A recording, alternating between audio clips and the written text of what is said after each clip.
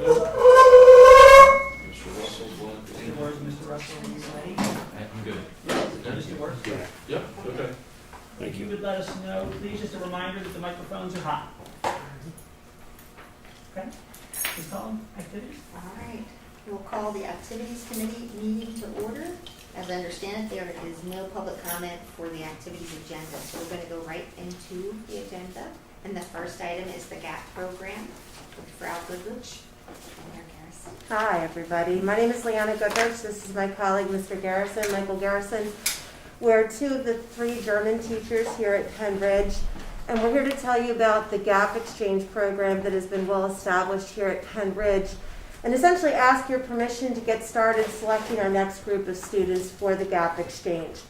When I arrived in 2003, this program had already been going on for several decades under Mrs. Greeley, who was the German teacher who preceded me.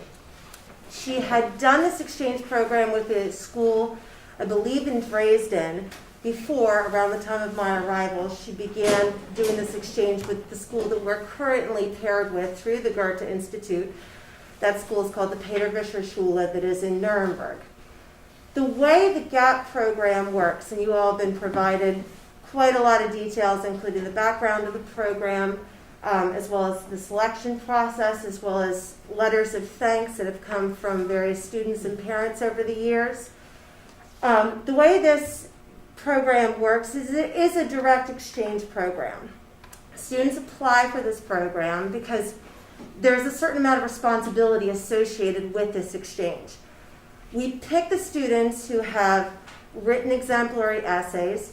They show that they're extremely interested in German. They have to be at least having completed a level 3 language, because there's a language component to this.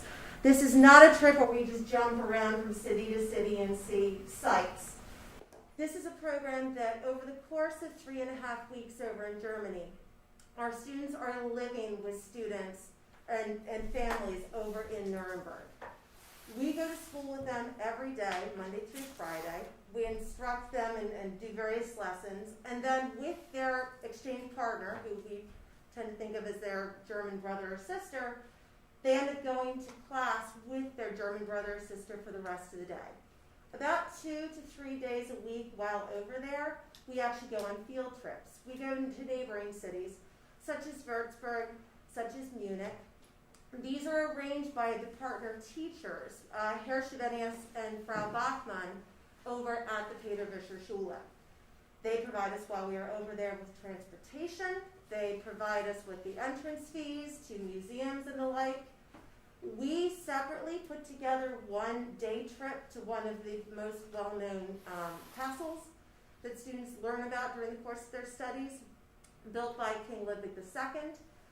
There is a welcome breakfast for the students while there. There's a farewell dinner while there. In a typical year, in a year that's not been affected by COVID, all of the instruction over there is also done in German. There's the expectation that they're communicating with each other in German. There's an expectation that they are communicating with their host families in German, which is one of the reasons that we have students only having completed levels 3, 4, or 5 participating in the exchange program. And truly, it changes their lives because they have that opportunity to live like a German student. When the school day is done over there, and for some of these kids, the school day is done as of 1 o'clock in the afternoon, they get together and they go bowling. They go swimming because it's summertime. They take weekend trips with their host families. And there are a lot of tears whenever we leave at the end of that 3.5 weeks. In a typical year when we do the GAP exchange, we host the students here at Penbridge first, and then we go over to Germany for the second half of the exchange. Mr. Garrison is going to tell you about the time when the German students are here staying with us at Penbridge.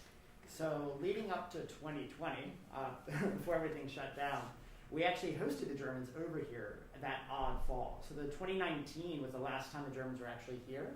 They come over every odd fall typically, and they typically arrive maybe about a week or two before Halloween, and then they stay right up till pretty close to Thanksgiving. So it fluctuates a little bit, but the last time time they were here, they came quite early in October, I believe, and they left the first week of November. So essentially what happens is we'll pick them up at the airport, and they immediately join the family. The families, the host families, the parents' families that host the kids, they meet them at the airport and take them right home. They take them to a restaurant, or they take them to wherever just to kind of get acclimated to the culture. For the next 3 weeks, then, it's very similar to what Leanna was mentioning about the German side of the exchange, in that they actually attend school. They attend Pembridge. They actually follow their partner or student around throughout the school day. Similar to what she said, we have a welcome breakfast here. We have a farewell dinner. Built into the exchange when they're here as well. We take them to some local trips. Like, for example, we go to Bethlehem. Typical German universities don't have a central campus like we do in our system. So we have an arrangement with Moravian College in Bethlehem that they actually provide a college tour for the German high school students. So they can essentially see what a college campus looks like here in the United States. And then that day we also go to the steel stacks. We got a really neat tour with a retired steel worker. We also, some of the semi-larger trips, we take them to Harrisburg, to the Capitol building. Our local, I believe it's a local representative. Is it Stats? Is that right? Stats. Is that right? Yeah, in Harrisburg. Yeah, it's been a little while. So he gives us a personalized tour. He actually brought us down onto the floor, which was pretty wild last time. And that was really neat. That personalized attention was wonderful. We take a walk over to City Island, if you're familiar with the Harrisburg area. And then all the way back, we go to Chocolate World, and then we stop at, if we have time, we stop at Cabela's just to kind of expose them to. Their eyes are very big after that. Yeah. So just subtle things like that trips like that we really enjoy. Of course, we also take them down to Baltimore, which is a bigger trip. I take them to the aquarium and so forth, Fort McHenry as well, and also to Washington D.C. So we've gotten a tour of the Capitol building, a tour of the White House one year. We went to the Library of Congress one year. There's a lot of different things that each year is slightly different on purpose to kind of mix it up a little bit and just make it fresh for all of us. I think the teachers, it's funny because the teachers would essentially experience the same exact exchange over and over again. So for us, it's kind of nice to see it slightly tweaked as well when we go over there, and then also when they come over here too. It's also interesting for a lot of our Pembridge kids because a lot of them, believe it or not, have never been to Harrisburg. They've never been to the Capitol building. They've obviously, having a tour of the White House is hard to come by. We have to do the legwork ahead of time, providing passport numbers for the German students, as well as providing the home addresses, phone numbers, parents' names for the security checks that are necessary. For the big field trips, we've gotten the permission to allow our students, our Pembridge kids, if they would like to come, to join us on that field trip. Sometimes, because our students are level 4, level 5 students, and they're in a lot of AP classes, they choose not to. But that is always an option for our Pembridge kids, and it's very eye-opening for our Pembridge kids as well. Also built into the time is kind of what I mentioned earlier is it's Halloween. It's the Halloween season. In Germany, Halloween is it's kind of like if you think of what we have for Oktoberfest over here. It's like an Americanized version of a Germanic festival. Halloween in Germany is like a Germanized, that sounds weird, A Germanized version. A German version of an American festival. So for them to actually get to see the real McCoy over here is kind of it's a neat experience. They all dress up in costumes, they go around and trick or treat. It's typically homecoming dance as well, like around that time period, so they get to go to the homecoming dance. Yeah. It's really they get a real true slice of Americana when they're over here. It really it's great. And a little bit a touch of a selfish note is that they come here first typically, so we kind of get to know them, build a relationship on our turf to some degree, and then the following summer when we go over there, like that relationship's already built. So it's kind of like it's almost like here's your relative coming to visit again. So it's almost nice that you have that a little bit of like on the home turf feeling first. So not that matters a ton, but just a little bit of an added benefit on the side, I guess you could say. Because of COVID, we've been in regular conversations with Herr Schedenius and Frau Bachmann during the course of literally the past 4 years. Unfortunately, our group that hosted in 2019, we pushed it off a year in hopes truly that last summer we were going to be able to take them over there. And we were in constant conversations with the two instructors until it finally became clear about in March of last year that it was just not a smart idea. Many of the students had graduated in last year's class, or the class before even. And so we had to break their hearts. We had a sit-down meeting with them. We sent a note to their parents immediately. And they understood that this was a lot of circumstances that were out of our control. And they were able to get a large amount of a refund. In the paperwork that we provided to you guys, it tells you about the cost of this exchange.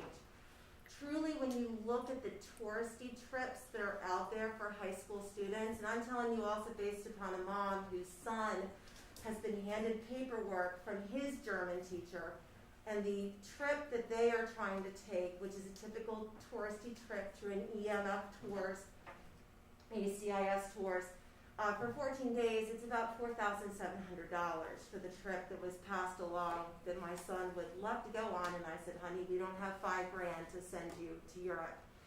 As you can see from the paperwork that we provided you all, the bulk of the money that our students have to pay for this exchange is truly the airfare. What's the final calculation? Something about $300 of the total cost is spent on the exchange students' field trips while here. We arrange for the transportation. If there's entrance fees, we pay for those entrance fees. The remainder of the money is truly to provide for travel insurance for our students while over there, medical insurance, the flight, which is always a huge chunk of the cost, even though we have to purchase it as a group ticket. And then things like I mentioned, the additional trip that we take the students to Neuschwanstein or Herrenchiemsee or the like. There is and the parents know about this when they sign up, sort of an agreement if they need to cancel for various reasons. They'll get this much money back if they cancel by this date. They'll get this much money back if they cancel by this date. And truly, that oftentimes comes down to have we had to pay for the plane ticket yet? And if we have had to pay for the plane ticket, what is the refund policy that the airline has? So the plan and the reason we come to you all is we would like, especially being the circumstances now, we sat down and just had a conversation yet again with our colleagues in Germany on Friday. And they're telling us the lovely thing is that if you are vaccinated, there are no limitations on what you can do while you're over there. There is the possibility that you're going to have to wear a KN95 mask, especially on public transportation. But I can tell you our students have been hearing about this exchange since they were 8th graders and 9th graders, and they really want to participate. So to put this together, to get the ball rolling, we'll be having a meeting with the parents. Because the vaccination is necessary to get into the school over there, it is necessary to get into the country or else you have to quarantine for 10 days. And that is not a possibility when it's practically a third of our trip. And of course, we're staying with host families, and there is a need for them to be comfortable as well. We have provided a grace period for the students that if they are interested in participating but they are not yet vaccinated, we're just going to ask that they promise us by February that they will get the full vaccination so they'll be able to travel over in Germany with us. This is really the reason we are coming to you all. We want to get the ball started. We want to have the parent interest meeting and tell them about the exchange. We want to give the parents and the students enough time to start saving up the money if they need to so that they can participate in this exchange. And dates-wise for this like outlier of an exchange is what we're looking at this year is that we would be traveling to Germany first this upcoming summer, the 2022, and then they would come over fall 2022. So it actually would be in the same year. On a typical year, 2021, right now, they would have just left to head back to Germany. Or they might still be here. So they're not missing school when they go over there? They do Not at not. all. Okay. And- But yeah. the kids in Germany are missing school. No, just I think a week. They're They not actually have a What? fall. We're here. I know they're out of school, but their They- other subjects are. Yeah, It's- I understand. I mean, yeah. it's their choice, obviously, to do that. It's- I just want to make sure I mean, it's easier in the summer for kids. Yeah, and for us, it's definitely a touch. You're worried about your AP stuff all the way. Yeah. That's Um, a good sign. Typically, when they travel over here, their schooling is a little bit closer to year-round schooling. They go to the end of July, and they come back to school like mid-September. So throughout the school year, which I think you've probably been Yeah, a lot of your relatives family- in Germany. Yep. And yeah, they have these periodic like 2-week breaks throughout the year. So I think they are missing, I think, 1 week of school when they're Oh, here. The start date is actually determined by when their 2-week break is, so that they're missing as little school as they Perfect. need to. The teachers also provide them with the work that they're missing while they're here. So there are instances where the kids say, I'd love to go hang out with your friends, but I've got this book I have to read for whatever it costs. And how many kids do you think would participate in this further-based stuff? We were thinking this year might be a little bit smaller, more so, but we're thinking probably on a typical year 15 to 20. We're thinking maybe 10 to 15 this time. Huh? But there's no restrictions necessarily. Good.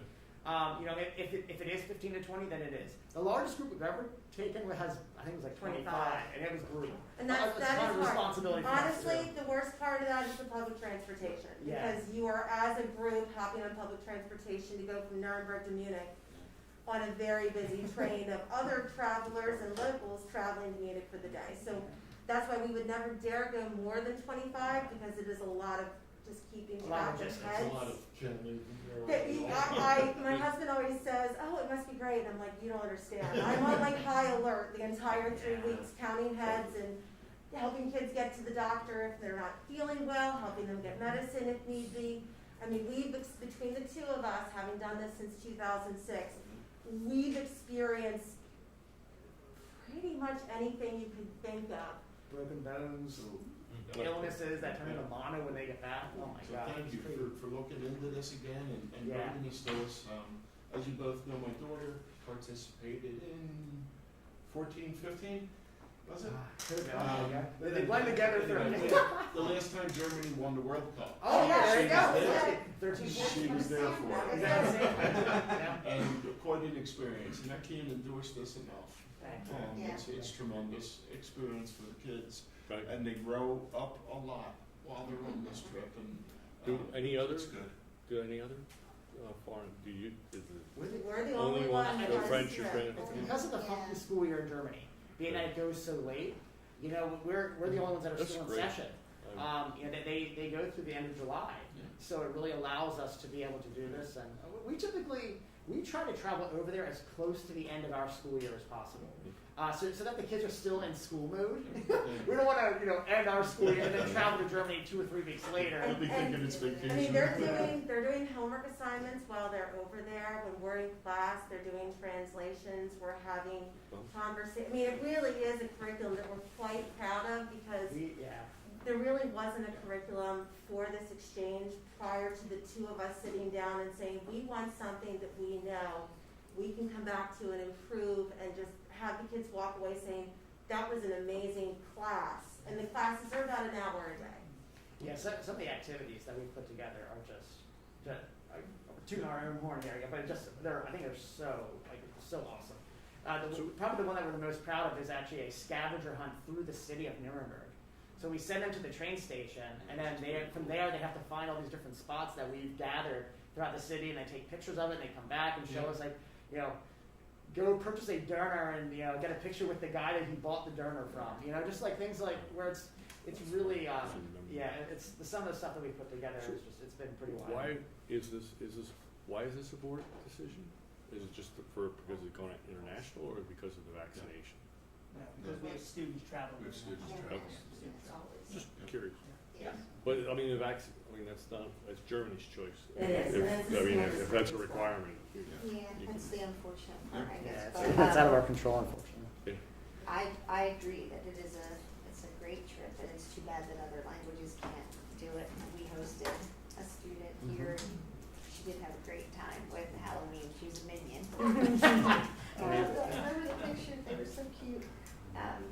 So yeah, I think it's great because I guess it was only last week when we were talking about the language textbooks. That's Like right, this yeah.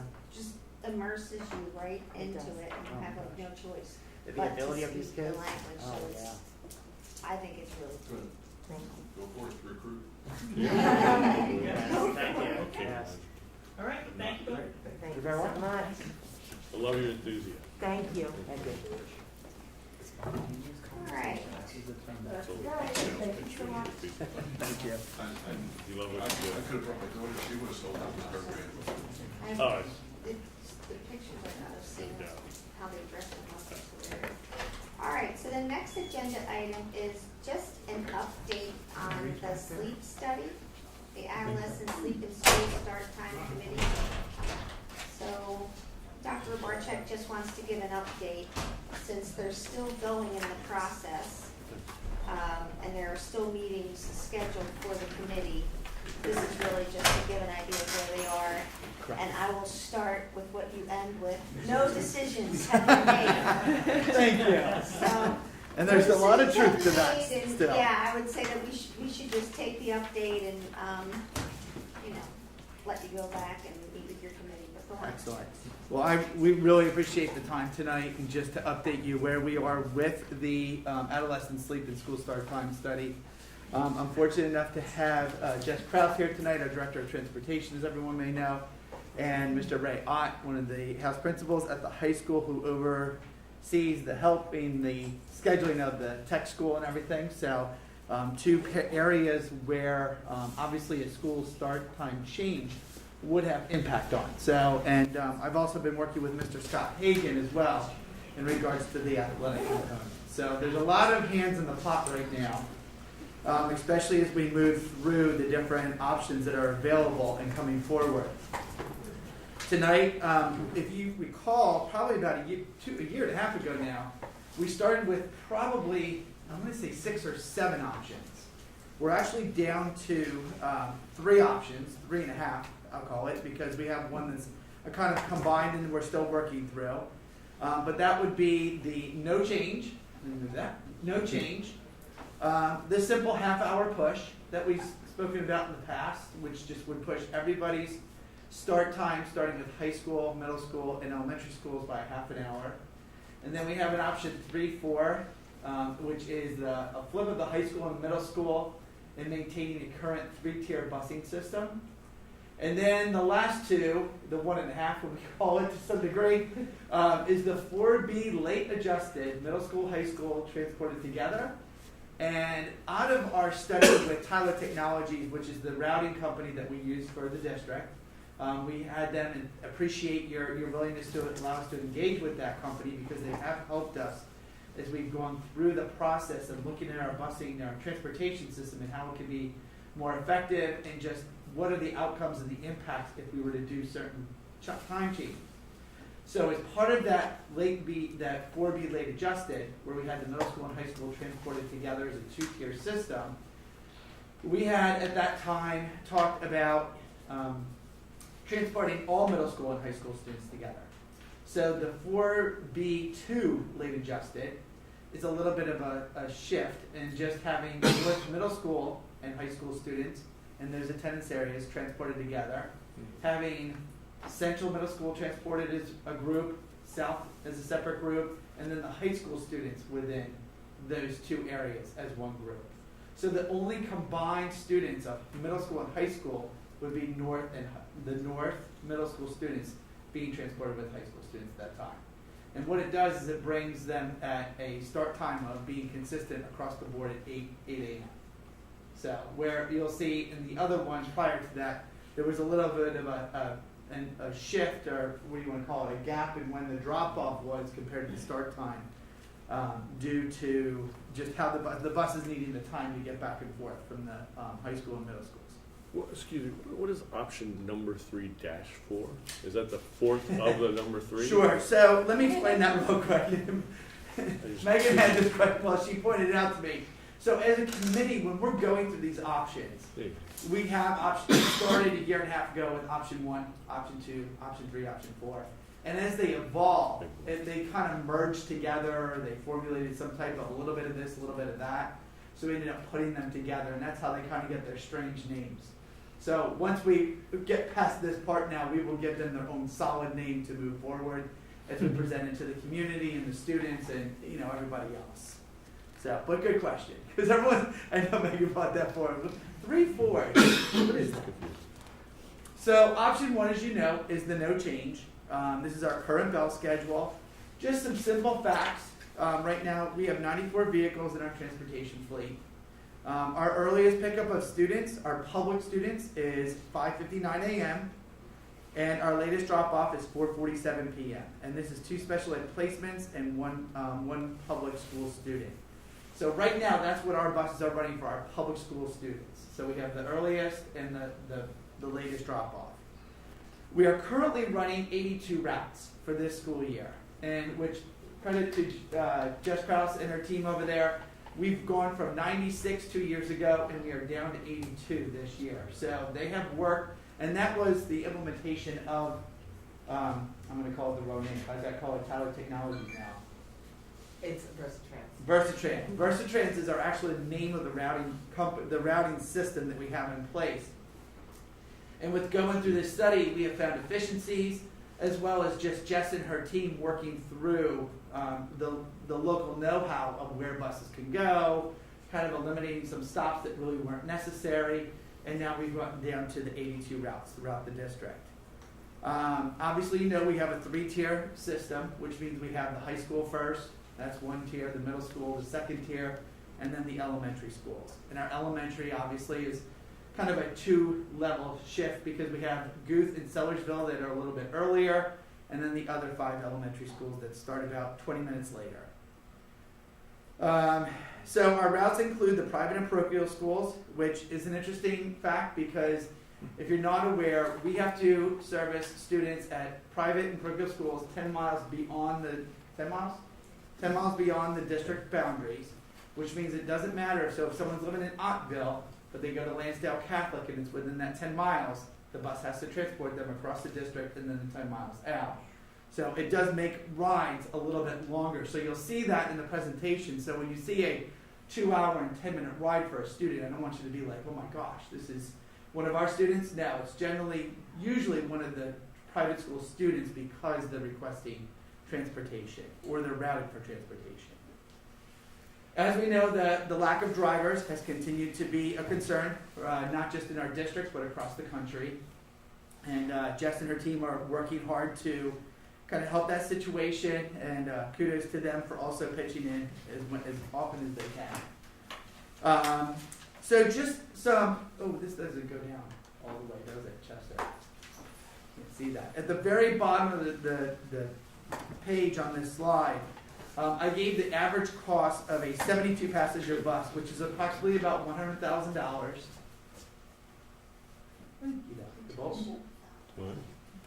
And then you'll see the average wage benefits for our drivers approximately $40,000 a year.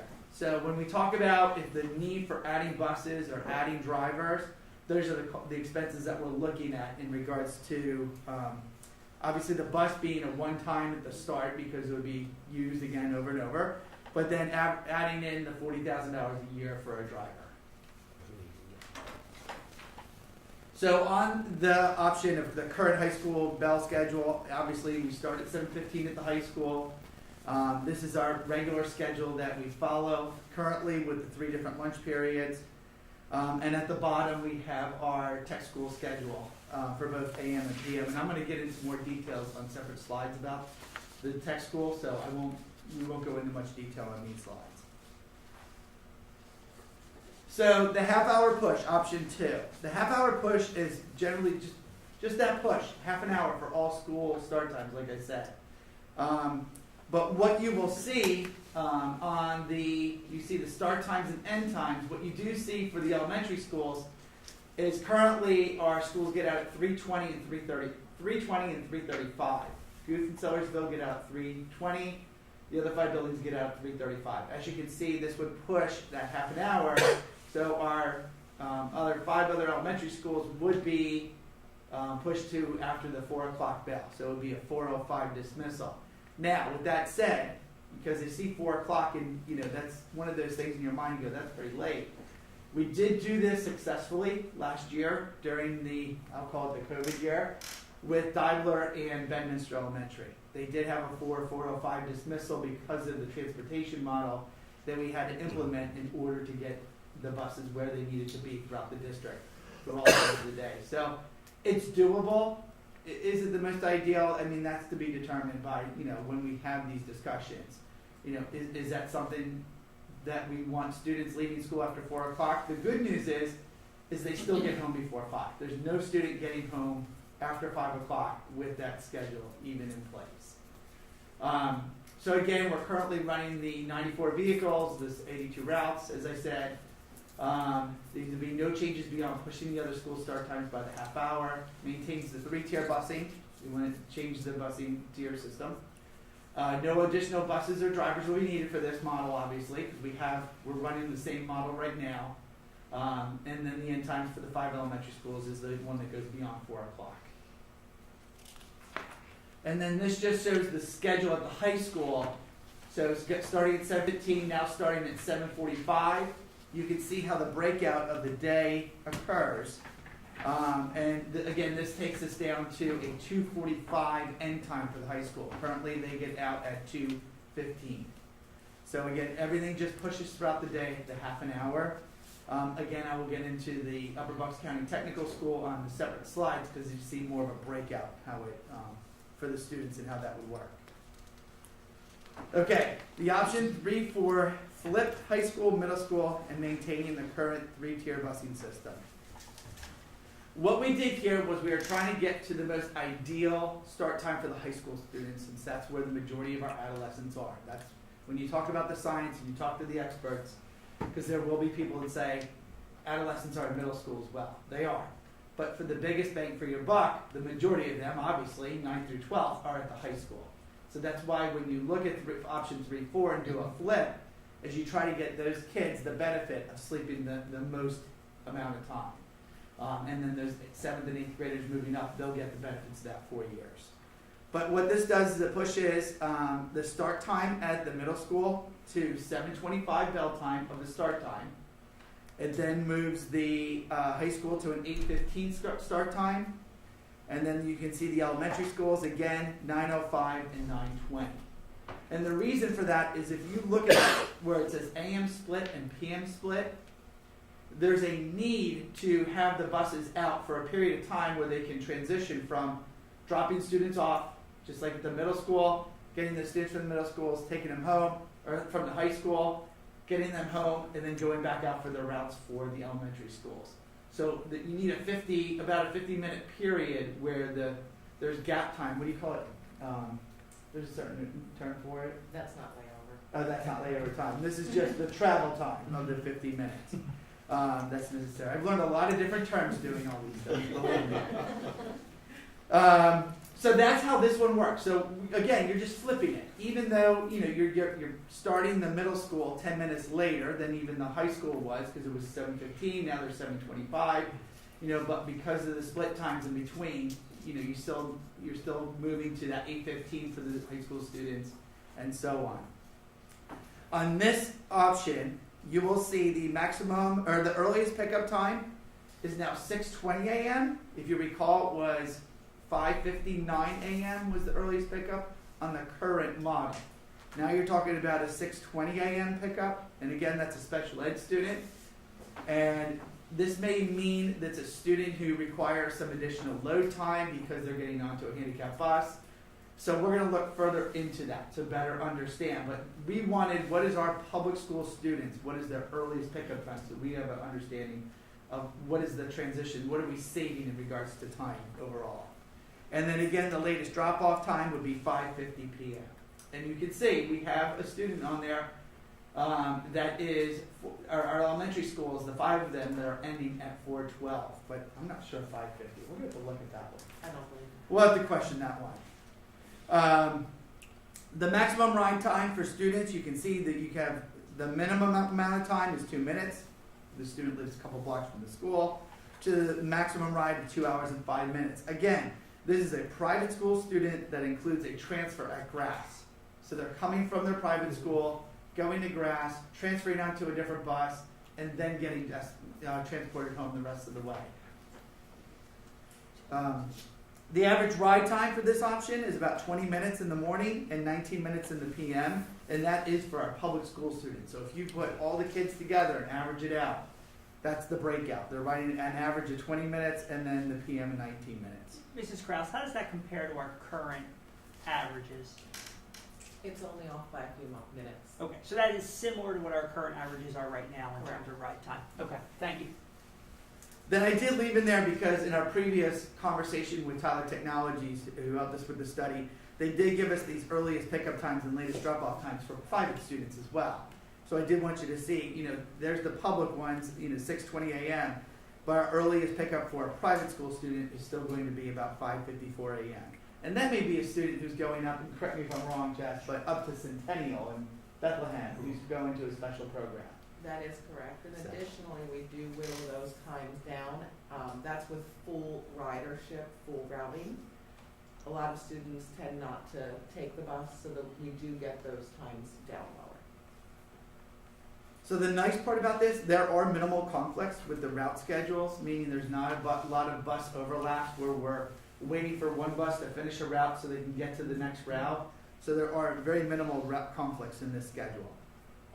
The option does not require additional vehicle drivers that we have figured out at this time. It's pretty much where we're using our Normal year. regular fleet, right, in a normal year. Mr. Krause, real quick. Did I hear you say that all of these options and times are considering full buses? Correct. Okay, full ridership. Full roster. Full assigned ridership. Correct. Okay. So we will be able to kind of, like Jesse Sure. explained, whittle that time With the high down, school kids tweak it especially. some. Pardon? Yeah, with high school kids especially. Right, exactly, and that's what we have to get is what are those high school kids who, they're driving. We have so many students who percentage of ridership that is less than what's actually shown. But for Tyler Technologies, who is helping us to do the routing system, they don't know who those individuals are, so we routed every student. So this is all eligible Okay, Right. riders. gotcha. Yep. So, I know you added in here for option one, the start and end times for public school, right? But then, and I know you were trying to get in touch with them about the public school, times for the other ones. Did they ever get that information to you? That's what that second line is now. Maybe you don't have the most current one. I'm sorry, Megan. I thought she updated on the website, but the earliest pickup is 6:20 a.m. And then 5:50? and then 5:50 p.m. for public. Okay, Which so we don't believe is an accurate. We don't believe that's 5:50 is accurate. We're gonna have to check on that one. That doesn't seem The woman we worked with, Elise, she's wonderful, but at the same time, she was flying from Albuquerque to Maryland. Like as I was asking her to, please, we need this information. So she did her best in getting that last piece to us. So option one then talks about so you added both for this? Yes. But you don't have both for option one, or you do? For option, what do you mean no Hybrid change? sold. Yeah. No, we did not put in for the private because this was just a no change, wasn't it? Do you know what the latest time is for a private now, for a private school now? What are your bus, If I had to guess, they're probably dropped off at 5:10, 5:50. Well, if we're not including Park-Yum and Prep, because they don't even get onto the bus until 5:25. Okay. So, pretty much all of our students are off of the bus by 5:15. Okay.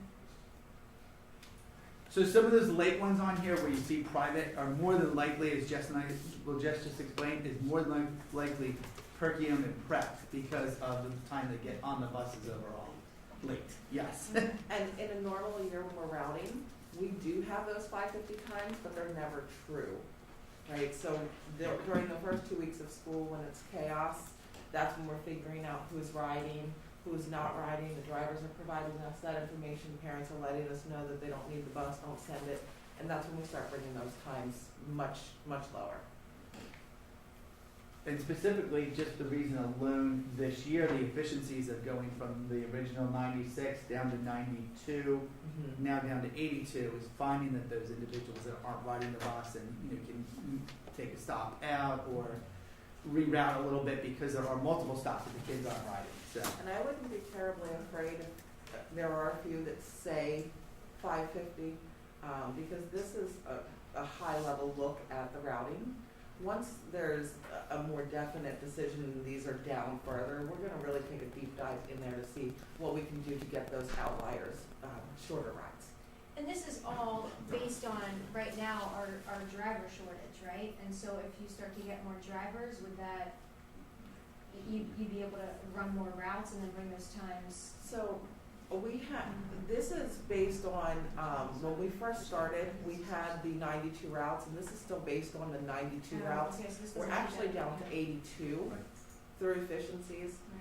So again, we would take that deep dive in, see if we can even reduce these 92 down possibly. Otherwise, we'll be really beefing up even more than we already are for drivers. And just to clarify, the routes, and you correct me if I'm wrong, please, Jess, but the routes were sort of built in a back room of our current routing system. Because when we got the routing system, it was brand new. We never fully used it during the regular year up until this year. It was always COVID kind of based, so we haven't had that opportunity. So when she built them in the back room from Tyler Technology, she was using every student, every stop, everything that was there. So it wasn't looking at any our efficiencies that we put into place. So with the switch, with any of these, you don't have a dramatic increase in busing from what you can project so far? So what we projected so far, no. No, okay, that's, So again, going on to the 3-4 schedule, at the high school it starts at 8:15, again ends at 3:15. 3:15 does put a push to the athletic part of what's going on, obviously. Our currently, and you'll see it on a slide coming up, but currently our home competitions do start at 3:30. So there would have to be a push to 3:45 for at least our home competitions and, and practices a little bit. But we'll talk about that when we get to those slides. Moving on to the 4B late adjusted. This was the high school, middle school students transported together, a 2-tier transportation model. And this one had a lot of conversation the last time we had met and put it together. So basically what's happening is all the students, high school and middle school, are getting picked up, and then they're delivering to the middle schools first, and then back out to the high school. So the high school students that are on the buses you get everyone in the district onto those buses, go back to the middle schools, the 3 middle schools, and then go back to the high school to drop off. So it was like the kind of the anchor at that point. And then just in the opposite in the afternoon, it's picking up, right? I'm going to say this right. No, it's the high school first, then the middle schools, and then in the afternoon, the high schools first, and then out to the middle schools. so they're always on the longest. So these kids are always on the Always, bus. There is they'll be encouraged to the drive. possibility of having these kids on the bus for the longest period of time, because they're actually passing their stops and then coming back in again. So. Yeah. And then again, this takes it to the elementary schools. You'll see up here, this does push that envelope a little bit further because now we have a 9:05 and 9:20 start and a dismissal of 4:04 and 4:19. So the minimum ride time for this scenario is 1 minute, but that's a student who lives a block away on a hazardous area and they get the bus. But our earliest pickup, this is special education, but it is our public school student who goes to Penridge, is now 6:29 a.m. as compared to 5:59 a.m. The latest drop-off, as you can see, gets pushed about half an hour now because it's 5:32. Because you do have some elementary students, 4:19 is a little bit later. That's when they're departing the schools. But again, you're a 50-minute ride. It's getting a little bit later. So, when Jess and I talked about this one, though, the ultimate goal, again, this is all the students roster and everything, but we do believe that later elementary, we could get all elementary home right around by 5, no later than 5.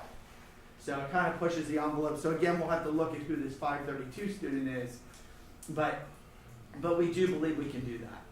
The maximum ride time is about 2 hours and 6 minutes in the morning.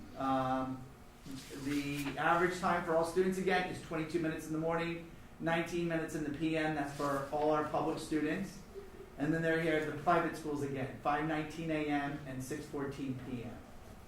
Why did you pick 7:50 as a start? Pardon? Why did you pick 7:50 for the So middle 7:50 is the initial arrival at the middle schools. This one goes to the middle schools first. Yeah, so the 7:50 time is, if we moved that later, our elementaries would continue to go later. No, I meant go the other way, 7:30 or something.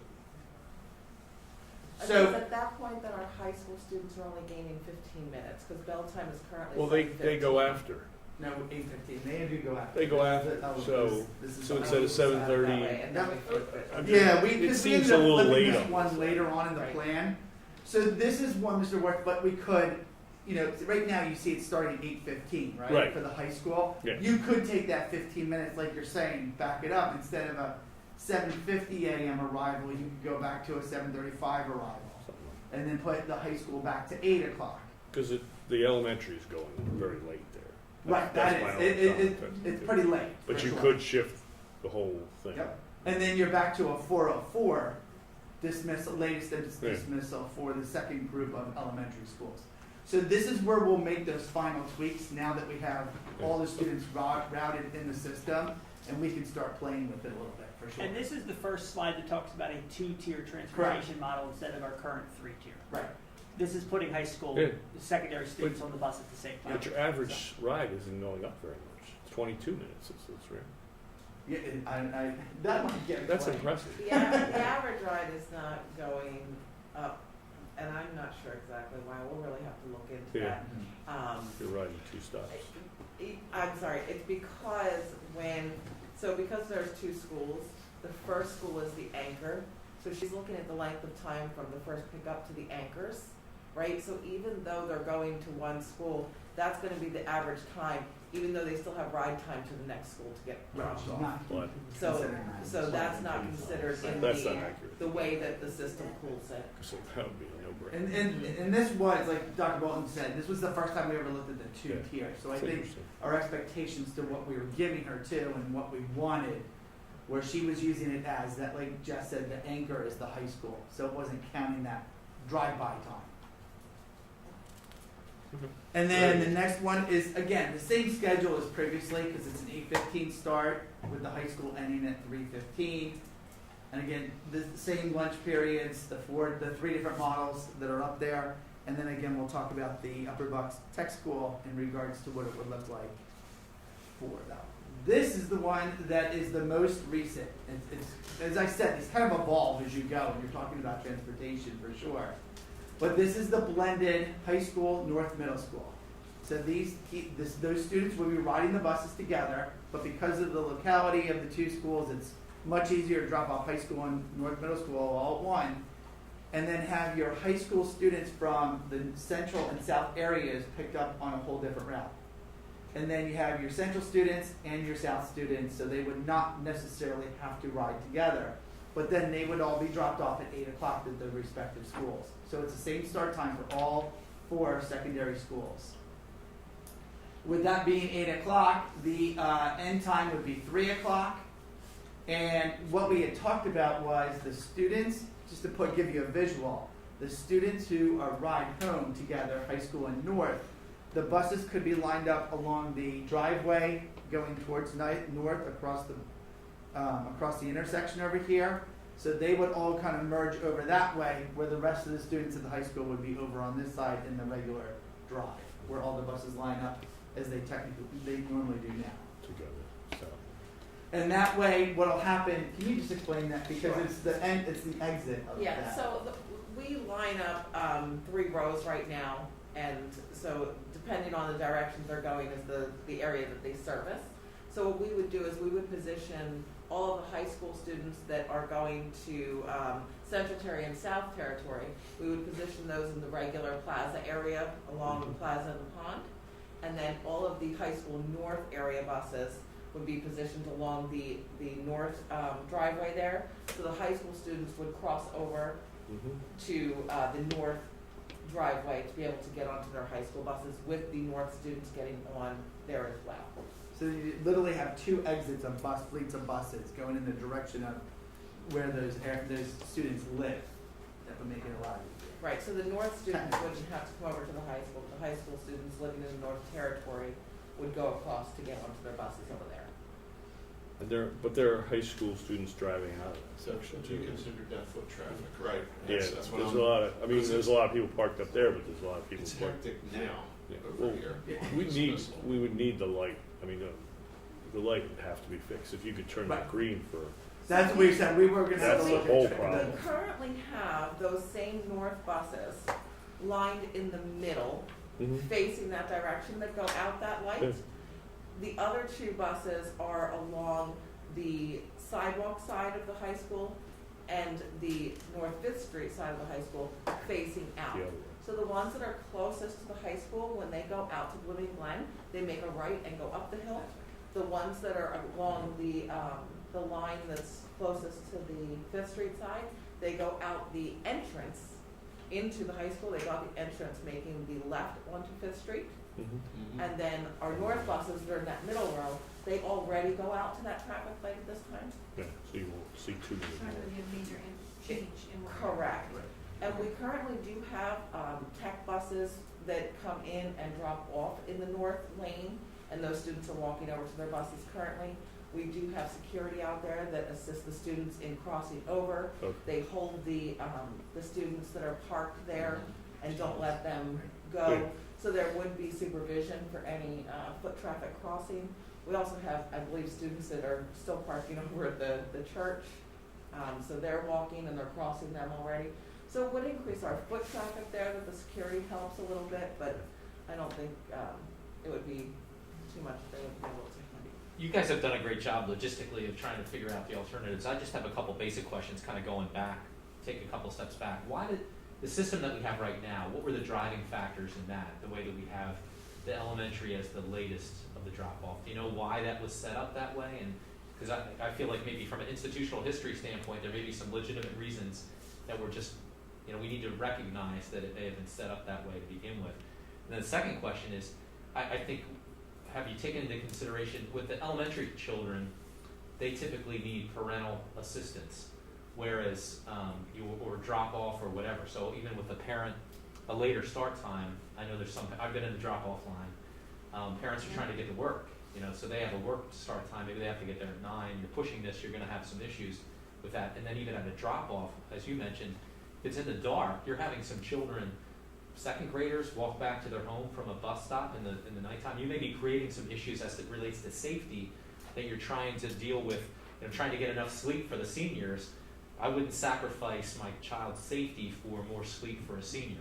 So I just want to make sure that we're able to balance that. I mean, you've done a great job going through all this, but I don't want to lose focus of maybe one issue and trying to take advantage of another.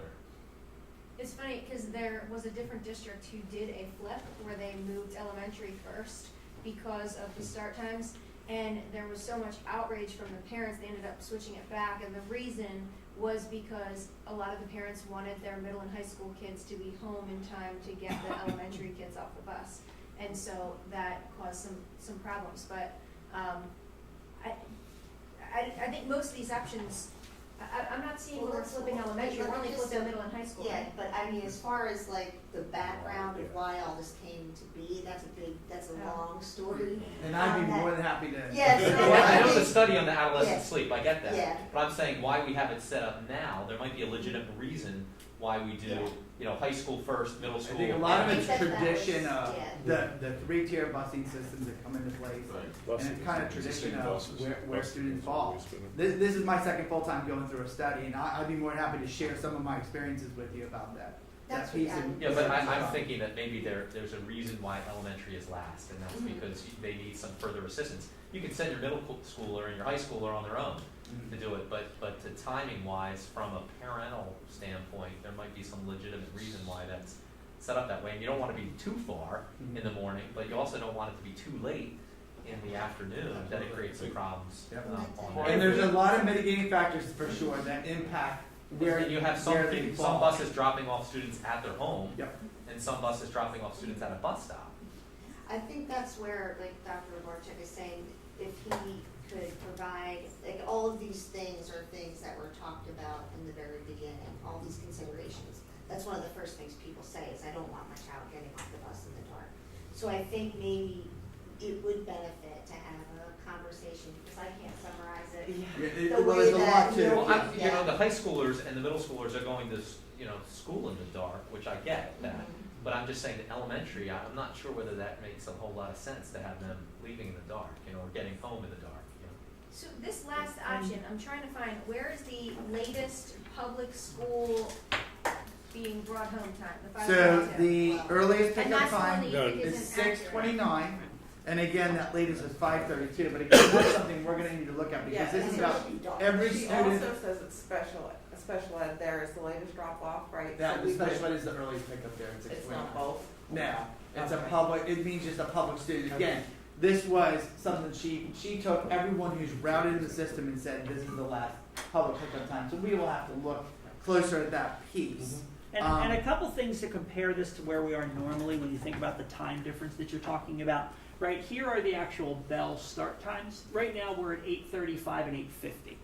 So it's not a significant change to our elementary school in terms of parents and work. You can drop And off then- at like 8:35 is Correct. the No, time that that's you could drop when off the your kids. bus. No, there's. Well, These they are have bus arrival programs. times. Those are The school bus drop-off arrival times times, are, right, the so school that's where- drop-offs are not up here. Correct. Because that is different in Yeah, I terms of think But the school Yeah. parent. drop-off's gonna get adjusted, I would imagine then. with Right. the Start Right, time. and then the same thing that what we found last year when we had to adjust transportation for the 2 later schools, and we had them leaving just after 4 o'clock. We had them leaving at 4:05, I believe. Right, and we backed up to that time and paid attention to exactly what you're talking about because we really said we want almost no students getting off the bus when the first number is a 5 in terms of their home. Right, obviously we know there's private school situations that we can't do anything about, which is why we're questioning this. Because that allowed all of the students in almost the entire year to get home, and it still is at least dusky, Sure. even in the darkest of the times of, when you get to February and the days are really, really short. That was really what we looked at last year, which is why we were trying to make sure that these numbers were as close to 4 o'clock as humanly possible. Because we know that means for the majority of our rides, those students will be home before it is dark. And obviously, And again, I private want school, to we just can't. clarify, when, as I repeated, I hate to repeat myself about it, but this is fully routed every student in the district and everything right now. And with those tweaks that could be made, instead of a 4 o'clock departure time from like the latest elementary school there, after everything's said and done, after we get all the seniors who are driving and people who aren't taking the buses and everything, that departure time could easily move to more like closer to a 3:50. Well- It's just depending on how much time is going to be. What I like saved about in this is you're not really changing. It's the current times are 8:35, so it's going to 8:45, 10 minutes. there. Right, it's 8:20, And 8:35. 8:50 is already a start time for the other building. Correct. So you're not even Correct. changing Yeah. that. Right. So if you, Right. this is by far the best one I've seen Yeah, I since think, we've been involved well, with it. I think that, I agree, I think this is the best option. I like the idea of Sure. combining middle Wait. school. Hold on, stop, Hold on. stop. This is only an This is update. just an update and it's What I not, wanted I to hate to do that, but. No, that's okay. And let me just clarify. We are going to have community forums, and we're But hoping this to is have really one as soon encouraging. as, well, I talked to Dr. Bolton, but as soon as in December, because we want to start getting feedback from community members, exactly what you're pointing out here. We want to collect that information as we're tweaking the systems and finding out, like, okay, now we have all the seniors out of the picture. Now we tweak these bus times to this time. So we're going to get a better perspective, but we're going to gather that feedback at those forums in addition, so we can put it all into the same bowl. Right. Same bowl. the Well, same I just percentage. wanted to point out some of the things I don't like about the others and why I think this one's better. I don't like the idea of elementary kids and high school kids being on the bus together. I don't like that idea. Wait, you say Kindergarten elementary and is high not- school? There's not elementary and high school. Middle school and high school. In one of the options, it showed that elementary went to the, But not on this that we're Yeah. talking, so I think it's not this important, option, it what I is. think is No. important to do is to No. have this stay as it's supposed to be, an update, because we can have all of these discussions, like some options have been eliminated. Correct. And I think it's important not to do the work of the committee in this committee meeting. The next meeting is, I know you're not finished with the presentation, but I almost want to No, that's go fine. and show what the next steps are, because you're going to repeat the student sleep survey, you're going to have student, staff, and community forums, and then there will be a recommendation to the board. And I think there's a lot more discussions to be had, but Right, in this is between that just time, meant for sure. to be, like, here's where they are so far. Right. And can board members come to the, More than welcome to. And we have the email too, the school start time, sleepindschoolstarttime.org at penridge.org. That could be additional questions or comments about each of the different options provided. Yeah, so that's what I would suggest is if you have comments, what is the email address? Sleep and school start time at penridge.org. So we should, All you one. know, send these things, because I think some of the stuff, I've tried to write some things down, but Sure. if you can bring them back to your committee and put it into Yep. the, And also keep Discussion. in mind that the routing here so far has been done by Tyler Technology. They are not local, and it is not our transportation department. So as these are really looked at by the sleep committee, and they're whittled down to realistic options of what, you know, the community and the school and everybody is really interested in, then my department will actually take a local look at it and really look at those routes and see what we can do to try and make those options fit. All right. So with this, let me just continue with this option in regards to, you'll see the third and fourth bullets. These are the number of buses, the number of routes that are currently taking place. 37 at the high school, 8 at the central, 6 in the South Middle School, and the AM routes. So she broke it out to figure out how many runs are actually occurring and how many routes are occurring for each of those scenarios, because we said the high school and middle school together and the central and south separate. So these are the number of routes taking place at each of the schools in order to determine, first was, do we have enough buses in the fleet to even consider this one? And I will say, if you look down to the second last bullet, there's a possibility of needing 2 additional vehicles still to reduce the complex. Because you'll see on the next line, there are 18 existing complex. Now, again, she's laid the foundation. She doesn't know the local area like Jess was saying. So some of those conflicts could be easily eliminated. Because you can see they're from 1 minute to 31 minutes. So again, that's where Jess and her team are going to have to work through the nitty gritty. So the same thing for the schedule is the option 4B Lake High School is the 8 o'clock start. It's similar to the other one, the 3-4, there was an 8 o'clock start. So there's no real differences there. Then we go on to... Sorry, Dr. Martin, can you go back one slide? Just one of the questions that we'll receive has to do with tech school. Currently, tech school, all of the students come here for first period before AM go, and they're gone for 3 periods, and then PM's gone for 3 periods, so the students end up with the same amount of time. The only thing that happens is now that commonality is last period. And so all the students would come back from tech school and be together for last period instead of being together for first period. Okay? So if people ask you that, there still is that common period where all the tech school kids are here for 1 class period. But instead of it being first, it would be last. And they've looked at the academic time at the tech school, and that's down there for you to review. And to add some unofficial words to that. I was with Mr. Ott and, I'm sorry, Mr. Ott, what was your name? Mrs. O'Sullivan. Mrs. O'Sullivan. And we actually talked about that last period, especially for juniors and seniors, that they're doing co-ops during that time already. And they may not even need the number of courses for 10th period. They get them to a place of work that they're working on their trade and actually put it into good use. So that was one of the last kind of pieces that we kind of walked away with as a positive for that, for the tech school. So then our impact on athletics, I just want basic facts. We have our turf field. It's like an airport. It's used 2:30 to 9 pretty much on a daily basis. Kids are on and off that field all day long. Obviously, fall and spring is our heavier use of the turf fields, but they do use it when it's available during the winter without snow on it and everything. You see all the different competitions down there that occur on the turf/track. And it's a constant moving of students for competitions and practices and everything else. Little impact on winter sports, as I said, but if there is a later start time, morning practices can also occur later. What Scott and I were talking a little bit about, because right now, the swim team starts at 6 a.m. Well, if they start, 45 minutes later, they're doing 6:45. So they may not be getting the ultimate rest of that 8.5 hours, but they're getting closer to it and being more effective by even coming in a little bit later and using for practices. So the current high school start time, dismissed at 2:15 students. They arrive at practices by 2:30. Competitions at home begin at 3:30. What you're going to find is the common dismissal for early dismissals for further away competitions is that 1:30 is generally the approximate dismissal for students who are competing at away games. And that is to get them there on time, warm-ups, and then get them onto the field and start the competitions. The one thing that we have an advantage of as we move forward with this is if we get to you'll see, I can move it forward here. Even the 8 o'clock, there we go. If we do the 8 o'clock start time, our competitions will begin at 3:45 now instead of 3:30. We had talked about that it's still doable to move that 15 minutes, but the issue is that other school districts may still not do that they may not move it to 3:45. They're going to keep theirs at 3:30, because they don't have a reason to.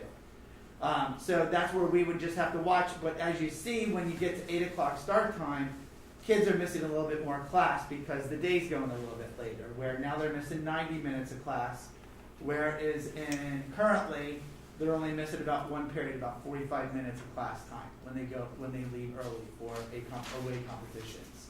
So can you go back to tech for a second? Because I thought the other two sending schools, they don't have a period before they start at tech. They go directly to tech. But they also don't have a period after tech. They leave at the end of the day for PM. So is that because they are taking one less class than our kids are? Or is it because they're putting that in the middle of the day? Because are they dropping off and picking up in the middle of the day at the same time? Or is there a 1 period gap in the middle of the day that's... I can't speak for them because I didn't look at their schedule, so I'm not sure. I kind of think, I think when we looked at this before, I think their tech students are not required to take the extra period that ours are required to take here. And I think that's what kind of limits us with time and flexibility compared to them. And I don't know if that's a pathway When we talked to the tech school, wasn't it that the students were coming directly from their high schools, I believe? I believe Quakertown was. I'd have to go back and look at my notes. Yeah, that's right. Palisades was a little bit later. We talked about when they would blend in with students, and it was Palisades at that time of the morning. So, make a note. Yep. To text me. We are looking at that, absolutely. So again, the impacts on athletics, the biggest thing is when they, the current start time that, like I said, they can leave as close as 1:30 and then only 45 minutes of class they're missing. Obviously, as you go into 7:45, they're missing 75 minutes. At 8 o'clock, they're approximately 90 minutes, and then 8:15, they're missing approximately 105 minutes of class time, 2 periods. On early dismissals. The one thing I just want to clarify to everyone, the early dismissals are not as much of an issue as we had originally thought. After talking to Scott and going through this, a lot of our competitions are well after the school day. When you think of football and basketball and wrestling and lacrosse games and girls and boys lacrosse, like they're doing the night games now. So there's really not as many. So I've asked Scott to collect how many exact number of times are we actually doing an early dismissal. I mean, like golf, you have to. There's no choice. Golf team has to leave. It's based on the rules of the course and everything, as well as you need daylight to play it. But a lot of the other sports, he said there was minimal, and when you think of the number of sports, it's spread out over fall and spring, that they're actually getting dismissed for those away competitions. So when we look at the Upper Bucks Tech School, this is the 7:15 start currently, what we're used to at this point. Our AM students attend the first period class, as we said. They leave the high school around 8:12 in the morning. They arrive at about 8:22. I am correct, with 10 minutes, about approximately 10 minutes to get from the high school to the tech school, correct?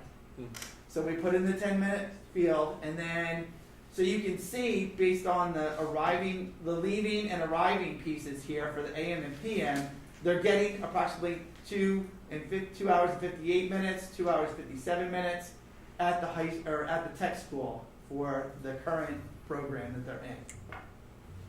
When you get to a 7:45 start, again, the students are leaving right off the buses. They're getting on their tech school buses. They get on and they're getting over to the tech school about 7:55, 8 o'clock in the morning when they're leaving. And then you get 2 hours and 47 minutes in the AM. The PM students are getting 2 hours and 53 hours. And again, you had to fit it in to fit the schedule overall to make sure that it was going to work when they were leaving from a class period to getting on the buses. The 8 o'clock start, they would leave at 8, right off their buses, get onto their tech bus, and that would get them about 8:15, leaving at about 11:07, and then the PM getting on or leaving the high school at 10:52, arriving at the tech school at 1:55. They're both getting about 2 hours, 52, 53 minutes. And then the 8:15 start, 8:15, again, getting right on the buses, going to their tech school, getting there at 11:24 in the morning, and then leaving for the PM students at 11:07, and coming back here, leaving the tech school at 2:10, getting here about 2:20. Again, 2 hours, 59 minutes, 2 hours, 53 minutes, based on scheduling. So it's comparative in regards to what they're currently getting at the, I think this is the current start time, right? The 2 hours and 58 minutes, the 2 hours, 57 minutes. At all five falls within about a 5 to 10 minute range overall of the time that they're there for each of the different proposed options. All right, so what's next overall? Our next steps, obviously we presented tonight to give you the update of the options. In December, we would like the students to take the survey again, the student sleep survey. It's a research-based survey that they took right after we had the speakers here, right before COVID hit, actually. It's out of the University of Minnesota. It's a really good survey. It gives us the data we need to understand where students are, how much sleep are they currently getting, how are jobs impacted, how is homework impacted, are they falling asleep in class in the morning? To get some true answers of where are they, how do they feel. In addition, we will have student, staff, and community forums. We'll want to definitely have some student lunch times. We'll bring them soft pretzels and get their feedback. What do you think of this option? What do you think if you came to school at 8:15 but you didn't leave till 3:15? What impact is that going to have on you as a worker after school? All these different things, we want to hear from them to understand how it's going to personally impact them as a student. And then obviously talk to staff about it, and then have the community forums as well to get feedback from the community and hearing from parents and actually businesses as well. And then January, February, depending on where we are with the transportation modes and getting the nitty-gritty and figuring out those tweaks, we'd like to bring a final recommendation to you as the board sometime in January or February. I would say by no later than March. Just learning from my past experiences and doing this before, you need really March, April, May, June, July if you're going to implement at least 5 to 6 months to kind of work everything out in order to get a communication plan, an action plan in place, and establishing your metrics of how you're going to measure the benefits of what the change you made, if you make any at all. As you said, no decisions are made. And then our ongoing is the continued exploration of transportation, the refining of the options based on those findings, and then having our sleep and school start time meetings and communications while refining those options. So those are our next steps. And then our motto here, no decisions have been made. Did you say that the sleep survey is going to be the exact same one? It will be. It will be the same exact survey that we used back in the February of 2019. After Dr. Kloss and Dr. Swain were here, who did those general assemblies. Yep. Seems like a long time. I know, it does seem like a long time ago. Really long time. So, But I think it would be good for us, to maybe observe the meetings that you have, because you come and you talk about it, but it might be helpful for us to hear the actual conversations that are happening, with all of these people, so that we don't, again, double the efforts of the committee. I think the community forums are extremely valuable for your attendance to be there. Because you hear from all aspects of the community and what their thoughts are and why they like this or why they don't like this. It does help, and I will say from my past experience of doing this in another district, that was the greatest impact. It helped us to say, you know what, elementary, we don't want to start at 9:12, we want to start at 9:07. And it made that much of a difference that someone said, yep, that will get me where I need to be. But it helped. How many people are involved in this committee? There are approximately 35 people in the committee overall. And we've had ebbs and flows. We're actually recruiting new students at this time because some of our students have graduated and moved on. But we're working with the Key Club and the student government, and so they've been fabulous. We actually, I think I've given an update before. They have a Twitter account, they have an Instagram account, so they've taken some informal polls of the students. It's been wonderful. They really have done a great job. That's 35 people. How many are teachers? How many are, is that all kids? I don't know off the top of my head. The breakdown is, we have everything listed on the website for the committee members. We'll have this presentation on the website by tomorrow. And we'll continue to put updates up there on our general meetings that we have when we come together. And then also just the refined tweets that we make. We'll have note of that on the website. There's a lot of information. It is. Yeah. It's a lot Well, to and digest. especially for like, you know, we've been talking about it for 2 years and we remember everything that's been said, but for people that are new and just hearing, there's a lot of questions that you have that were answered and, you know. Right. And I do want to thank the board and Dr. Bolton because, as I said in other meetings, I think we're one of the only districts in Bucks County that's continued our study. I know we went at snail's pace for a little bit there, but throughout COVID and the pandemic and everything else, we were one of the only ones that continued to look at this. So, Could you just make sure you provided us with the dates for the survey? Yes. Community survey? yep, That'd be real helpful. And the meetings, please. absolutely. Because just in case someone can. All the forms are going to be Yeah, very the much forms. announced and, Okay. yes, so I definitely will get that Because information now I to think you. you're Thanks. getting down Yeah. into the nitty-gritty. Yep. Okay. Thank you so much. Thank you. Thank you. Thank you, Beth. And,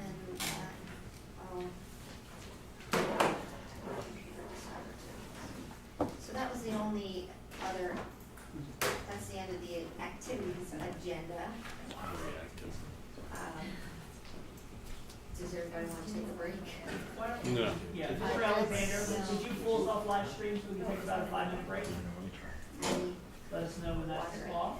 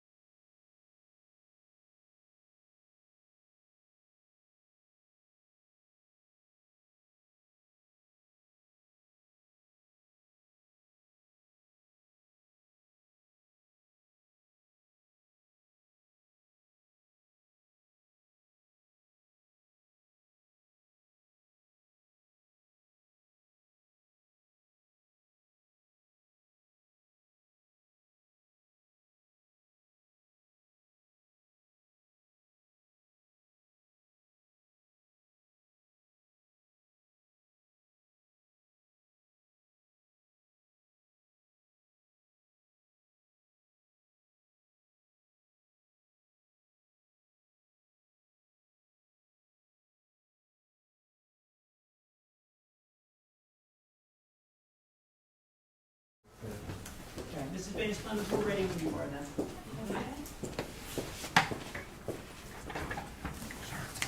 Alright, then I'll call the finance committee meeting to order. And we do not have any public comment. So we'll move on to refunding of the Alex County Technical School. Mr. Delver? Thank you.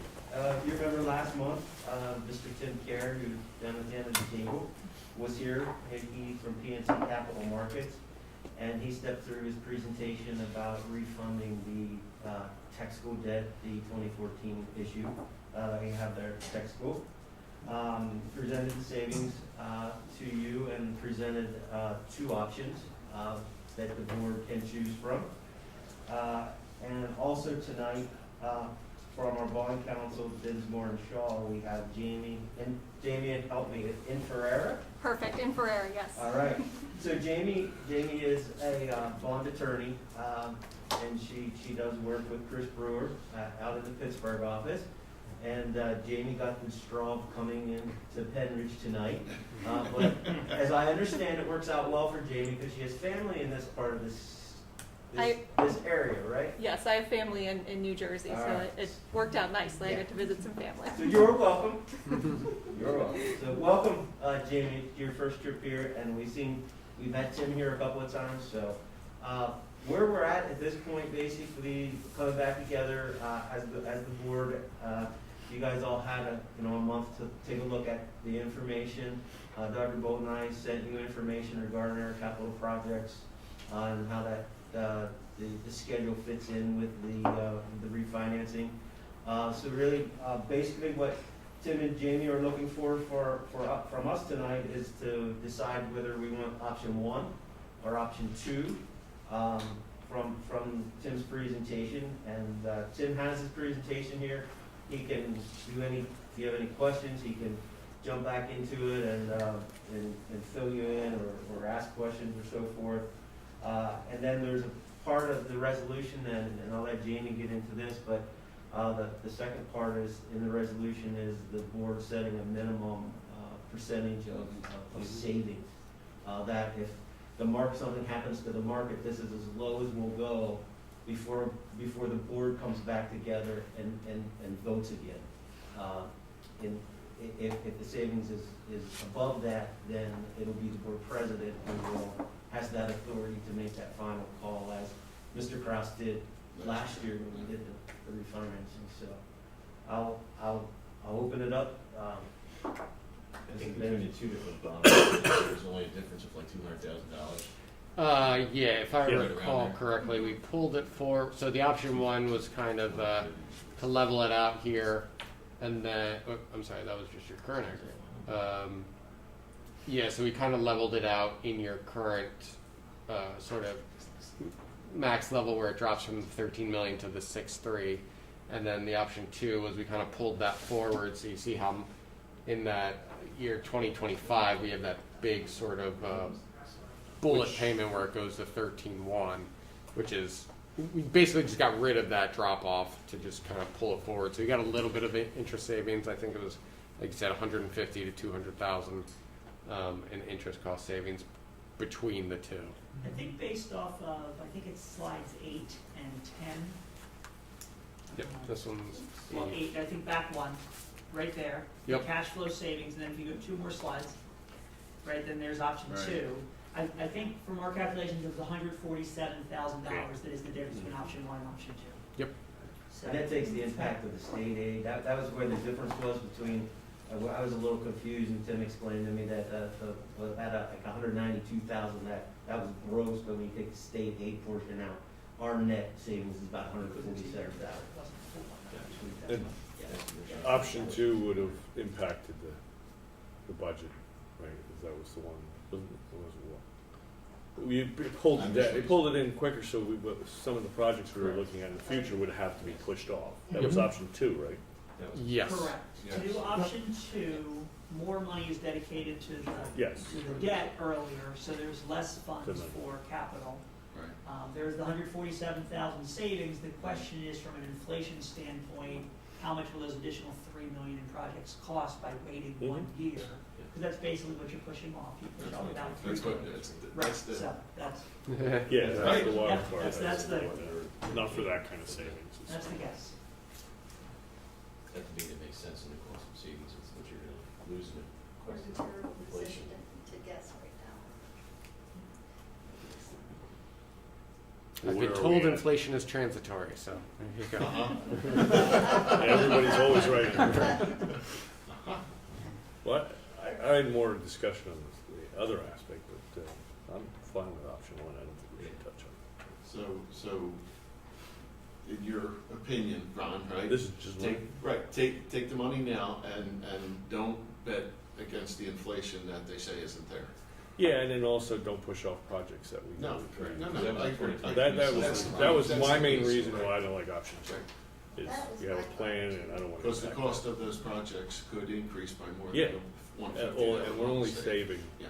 what, 150? Yeah. 140? Yeah, the So- 147. You can gain that, but you're pushing off, it doesn't make any Sure. sense to me. And for me, even more than the potential, for it to be more expensive later, is that I think that the making of the list was really thoughtful, and I think the projects were put where they needed to be. And so my worry would be that if you push off something, like we have a good Well, there's ripple reputation effects. of our buildings being in really good shape, and, so yeah, there's all sorts of ripple effects that you could cause more damage or whatever, so. Okay, I'm fine with going, I like one. One. definitely. Okay. And then in terms of the, I'm sorry, can I hear you say it out loud? So option one, we're estimated at what level of savings in option one? so right now that's option two. We're right under 30%, and actually I reran the numbers today. So since the last time I was out here, rates have risen on the short end just because of what the Federal Reserve has been doing. And again, I don't know who's familiar and who's not, but the Federal Reserve is basically ending their bond purchasing program, which is going to have the effect of raising rates. We've seen that on the short term, and that's primarily where all these bonds are going to be. You see it's short-term rates. So all this is to say is your savings has gone down a little bit, but it's only like 75, 100,000 that it's taken a hit. I really don't anticipate it dropping much further. And that was my question, is as we go out to price this, how much more is it gonna move? Right, and again, it's anybody's guess, right? Right. We've seen treasuries really back off of, like, in the past month, they really ran up really high. Like, short-term interest rates basically doubled. We were getting to a point where it was starting to look like the yield curve was going to invert, which is a very bad sign. But since last week, they've really dropped again. So I don't anticipate, another sort of skyrocket, but it's anybody's guess with what everybody's doing right here. Tim, you'll be able to price these in January, right? Yes. Yeah. Yes. That's when we did it last time, I think. We're in the fall. Was it in the fall? Yeah. Maybe you're right. Yeah, we price in January and then settle in February, because the bonds are callable in May, So, and we can price within 90 days.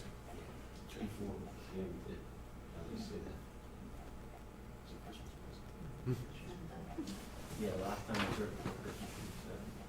So we had to set a minimum, right? Right, Right, savings. that's, Yes. generally, it's a whole lot less than that number. Yeah, That's very, the ration, I got an analysis of that, I understand it, but we do still have to set a floor, right? And you recommended 10? Our bond council, That's correct. Our recommendation is 10%, and it's the kind of belt and suspenders in your ordinance or in your resolution that if you don't hit that number for some reason, then the deal, the deal doesn't move forward. And like Sean said, it's the savings here are great. And typically we see, Chris probably said this before, 2, 3, 4, maybe 6% So we think that 10% is a very safe and good target for you all to put in the Today resolution. is what, 28. 28? Yeah, I'd probably say, after I ran the numbers today, I think it was around 26, 27. I'm fine. And so you're still talking about a total cash flow savings somewhere in the area of $3 million. Yeah. Okay. Yes. That was $3 million in savings. $3 million. Okay. Just making sure. It's a good number, Right. 43. Making sure. Yeah, we're not. And the loan doesn't extend to 2043, Correct. as Correct. opposed to 2028. Right. And it Pulling does it set up way the vision forward. to be completely debt-free by 2029. That's Right. That's exciting. on the surge. No brainer. I like it. All right. Well, I think that's everything that I have, so I'll work. Is there anything else you need to go over with the resolution that the board needs to pass in 2 weeks? Not, right, there's no decisions, no voting tonight. On November 22nd, the board will consider a full bond resolution.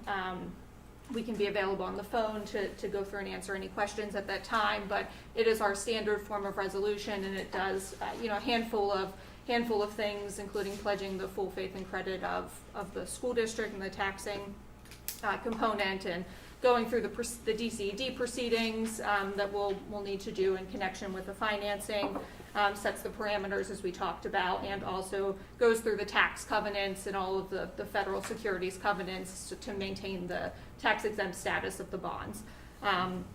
And I believe you have a draft of that already in your presentation materials, and we will update it with the discussion this evening and the date for the 22nd meeting. Anything substantially different in that resolution than what we would have done previously?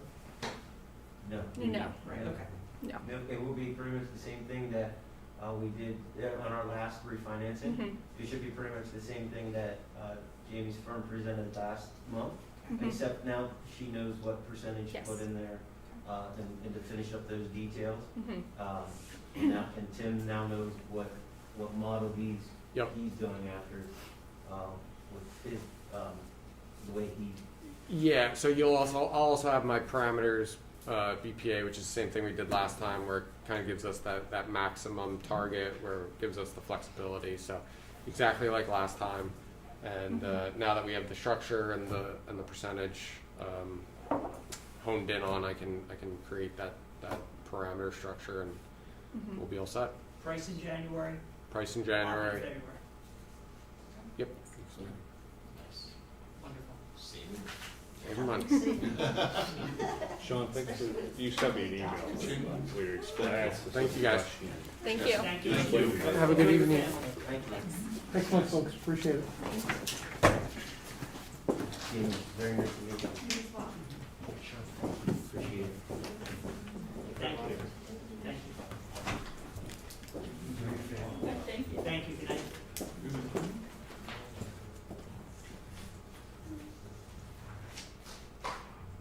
Now we move on to contracts for approval. Okay, I'll just take a second.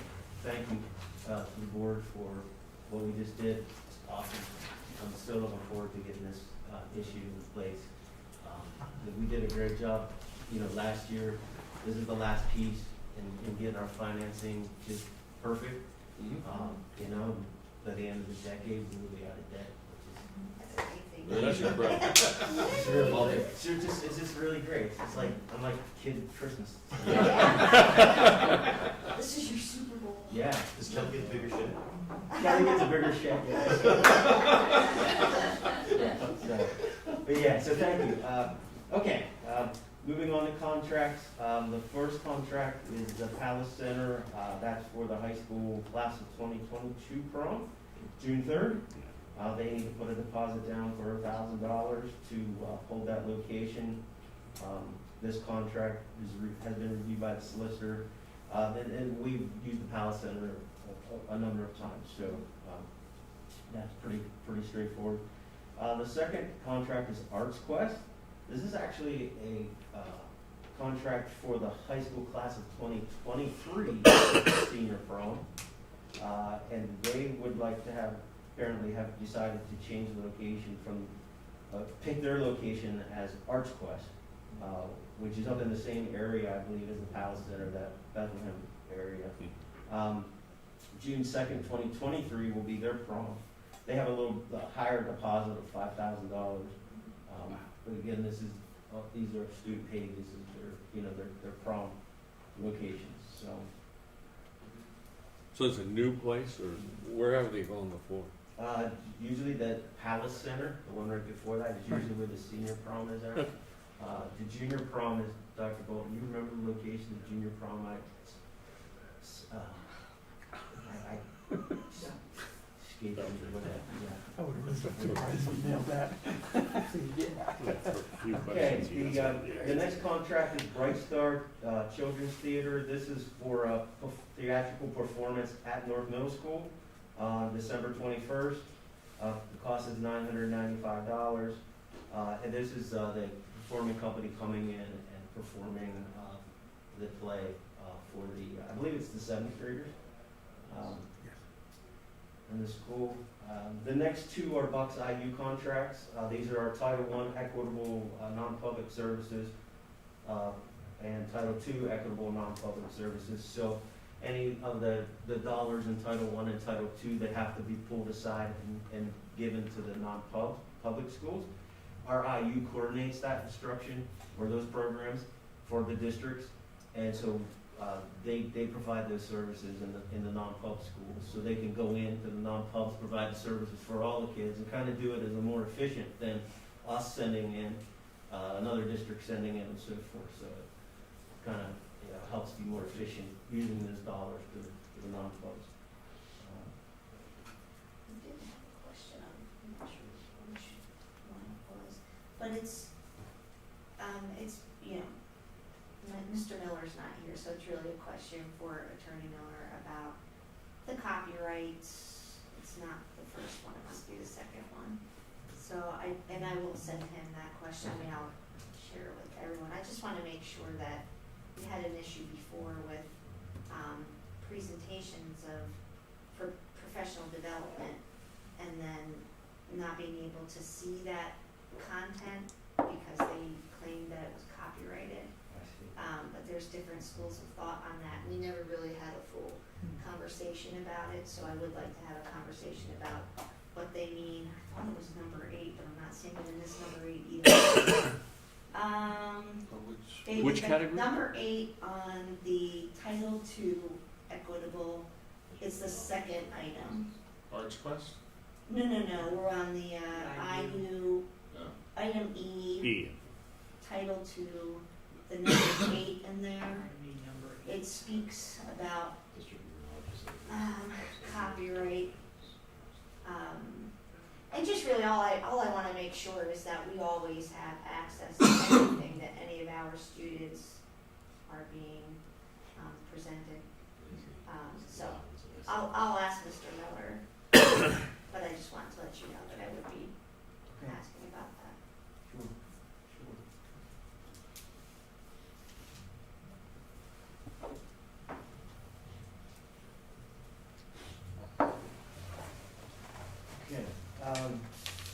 F is Learn Well. This is for educational services for a student identified there as 2022-10, $50.25 per hour for this school year. And Learn Well is the company that takes care of the educational needs for students that are in medical placement. We have a number of these throughout the year, so that's not a new contract. And I want to, if I could, please verbally ask you to have one item for us. Received information today from Carolyn DuBois. She's with our engineering firm, and her contact today was about the project for next summer, the new salt shed and the repaving over at the operations center. So in order to do that project, she has to get permits and work through East Rockville Township. They're requesting that we establish a escrow for that project. They will not allow us to piggyback onto the escrow that's for the tennis court. So when that tennis court project's done, that escrow will close out. But they're asking for a new escrow for that project for next summer. So she's requesting that we get that through, get that approved. 'Cause I talked to her about, well, we don't have meetings in December, January would be our next option, and she asked me if there's any way that we could add it in November. I said I would bring it up tonight to the board, and the finance committee was willing to, you know, add that as a contract for this month, and then I would put it on, but if not, then it would have to wait. So there's an application document. The escrow will be $1,800 with East Rockville Township. It's the same documents that we approve each time we do an escrow for our construction project. So, and that escrow money is for the township to do the reviews, their legal reviews, their engineering reviews of what we submit as our plans and documents. You said 18? Go ahead. Yeah, that escrow will be $1,800. So Just to start. No, they're pretty good with us. They're pretty good. So you can send that out to the board for them, that way if they have any questions of the document. But it is the same process of what we've done currently for tennis courts. Yes. They just want two separate accounts for two separate projects. correct. Okay. Yep, we have one open right now for West Rock Hill with West Rock Hill Township, and we have one open with East Rock Hill for the tennis court. And as those projects finish and we go through all the closing and everything, those escrows will close. So close now. I see no reason not to. Oh, yeah, definitely. I mean, continue to move down the line. Yeah, it's just trying to keep things moving. No, that's fine. I kind of surprised them when I said, well, we don't have meetings in December. Oh, and there's something on the facilities meeting, it's the same discussion as theirs, so, all right. So, I have one question. A and B, Mr. Delbert. I'm assuming we have force majeure clauses in both of those? If not, we should. Mhm. Oh, yeah, the Palace Center. Yeah, Yeah. the proms, yeah. Yeah. Okay. Just in case that anything circles around and we need our 18th shot and nobody has it. Yep, I believe when I read this, earlier, they talked about that, but I'll double check. That's for sure. Okay. You're talking 2023. Mm-hmm. 2023. Okay, that's it for contract. Okay, student activity account? Okay, so we have, one request for a, new student activity account in the high school. The name is Anti-Discrimination Club, and the, documentation was, in your board docs, but basically, the Anti-Discrimination Club as a group with a mission to end discrimination and overall hate. In a world of immense amount of negativity, we unite together to aid issues that have impacted generations for too long.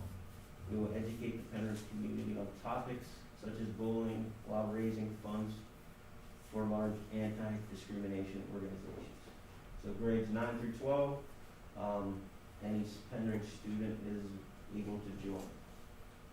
And the advisor is Ms. Marnie Berkowitz. Okay? And this is permission to allow them to open a student activities account so they can fundraise. Yep. Okay. Yep. And then we can properly account for those dollars. Sounds good. Mm-hmm. All right, I think that's it then. Anybody have anything else before we close? All right, then the Yeah. next finance committee meeting is scheduled for January 10th, 2022. Any public comments? Mr. Keeler? I think you're the only one left. You're the only one lasting through the meetings. All right, then we'll adjourn, and are we moving straight into facilities? Okay. That's, Yep. okay. Are we ready? Say it's you, Good night.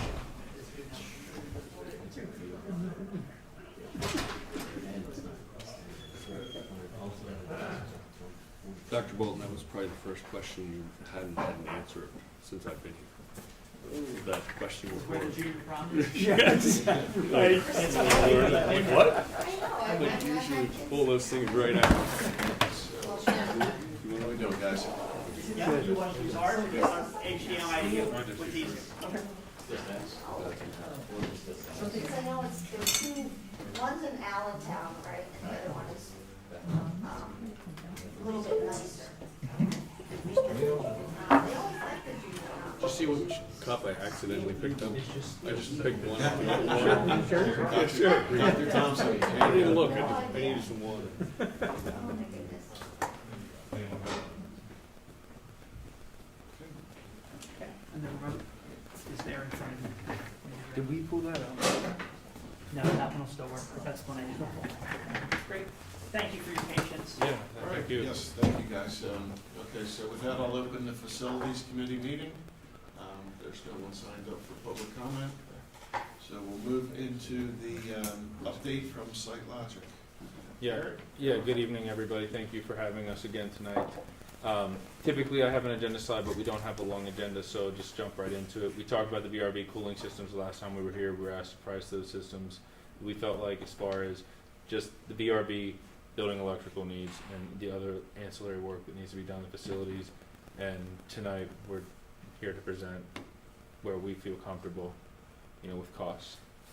And again, that's per building. Plan year, obviously, we're looking at 3 and 4. We don't believe it's possible to accomplish 7 buildings in one summer. And so we broke the numbers down multiple different ways for you all to consider. We met with the vendors, went through our estimates, scrubbed them hard, got pricing, so we feel this is responsible pricing for the work at hand. And I know at the last meeting, you talked about electrical and some of the Yes. impacts there. This is, you're satisfied that this is It's turnkey. everything you need to do building by building. I understand they're not all the same, but. Yes, Yeah. collateral work, electrical work, everything necessary. We also spent time investigating the outdoor air requirements and how we would bring outdoor air into the facility utilizing the system. Ultimately, we've settled on using the unit ventilators in the facilities. We just don't think the cassettes are capable of supplying enough outdoor air to meet code. Yeah. We did the engineering analysis on the cassettes, and you cannot get enough outside air through the cassette to meet code requirements, so you would have to supplement it anyway with the unit ventilator. So why bother, just use the unit ventilator? And we did walk the North Hills School District in Pittsburgh has a very similar VRV system in elementary school. The only difference is they do have outdoor air systems in addition to the VRVs. It's very comfortable in the classrooms. It's humid in the hallways. But that's as close as we've seen to this in a public school application. We've been unable to kind of find just a straight stick VRV. But they are done. It is done. It's done in the South, throughout the South. There are references from school districts from within the southern parts of the United States that do reference these systems. It's not impossible, but if it's something that, like, if it was installed and you weren't satisfied with the results, then you could add an outdoor air system to the building in addition to this, which would still be cheaper than doing a traditional 4-pipe air conditioning system. So from a cost efficiency standpoint, it's definitely still an effective solution. But if you weren't happy with the comfort or the desired comfort that you were receiving with this system, the next step would then be to supplement it with dedicated outdoor air systems to dehumidify and provide more additional outdoor air. Now, aren't we also, we're already bringing in outdoor air, aren't we? Yeah, the concern is the humidity in the outdoor air and just the impact that it's going to have on comfort. So on humid days, You can't break. you're bringing the humidity Yeah. in. On the day it's not humid, it's not an issue at all. But if it's humid outside, you bring in, the system's not going to dehumidify the space. It's not. So that's the only concern. I mean, I thought these systems did have dehumidification in them. No, no. no, they don't. What's the difference between VRF and VRV? It's just a trade. It's VRF is actually the generic name. VRV is one manufacturer. VRV is this manufacturer who here is Daikin, and they use VRV. VRF and We're looking VRV. at Mitsubishi actually, so it would be VRF. Okay. Yeah. There's no difference. From an engineering standpoint, there's no difference. Okay. But I do think comfort is achievable. With the system, I think if you have problems, it would be on high humidity days, and what would you do if you had that problem? It would be to dehumidify, to add dehumidification to those buildings, and to block off the outdoor air from the unit ventilators.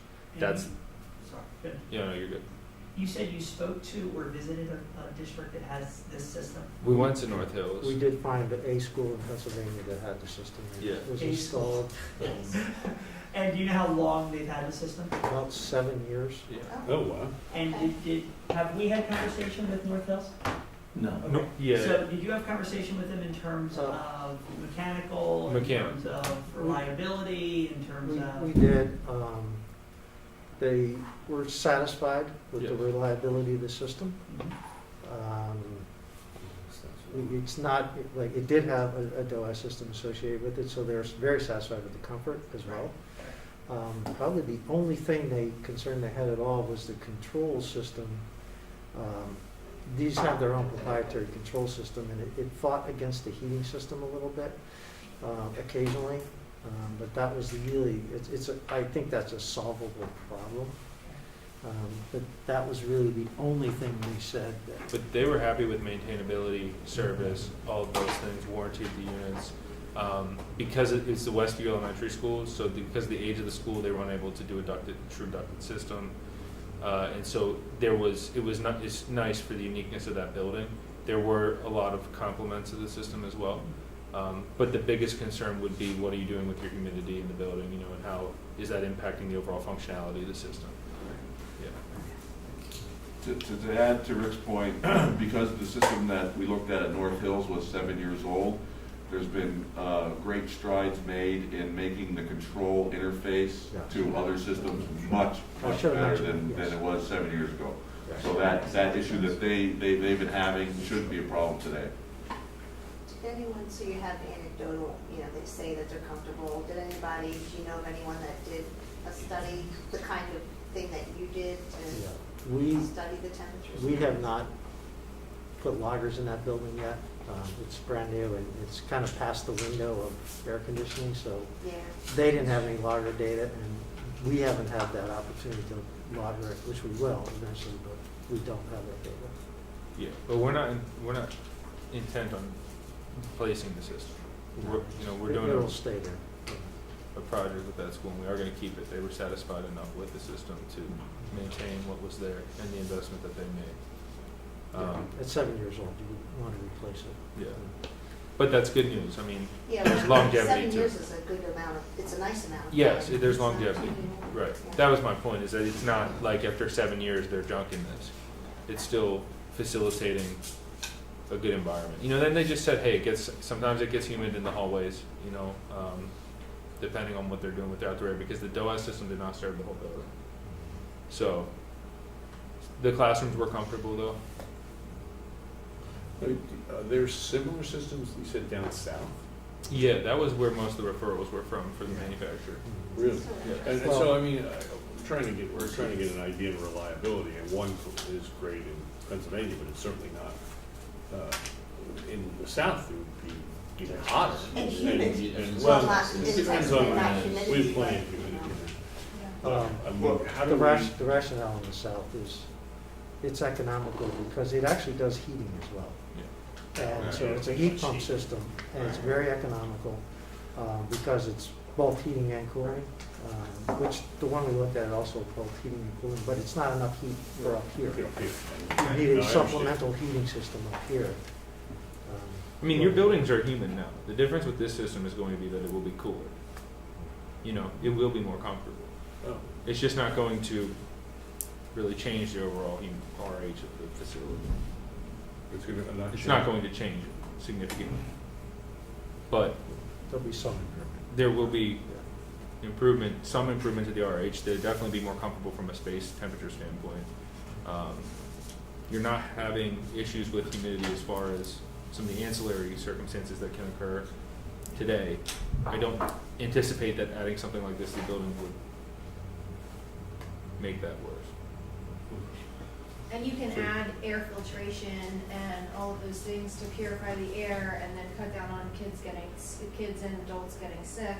I mean, you're really purifying the air and getting a good breathing environment. This is the What one that does? has the Yeah. UV? I know, but that's another ad.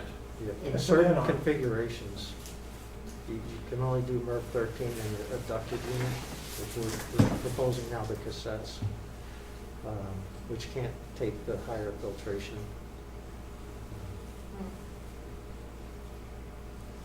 So it's a certain level that you're proposing here, and Yeah. you can't push too. I mean, you can add, ionization units to anything, this or any system, that could be added to any system. They have UV lighting. Yeah. They do. In- You can have in the in these cassette. cassettes. Yeah, in the cassette. What- Can we- Remember, Mercury machine was only. Oh, Yeah, right. Megan, that's your question. You can add any type of filtration beyond what we're talking about here as an additional spend. Whether it's DOAS, whether it's additional filtration, independent units, we can add to that.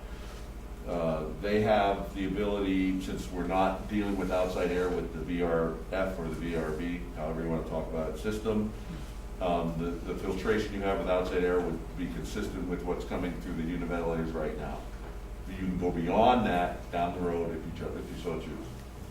So if you want to look at it that way, you're filtering it through the univentilator.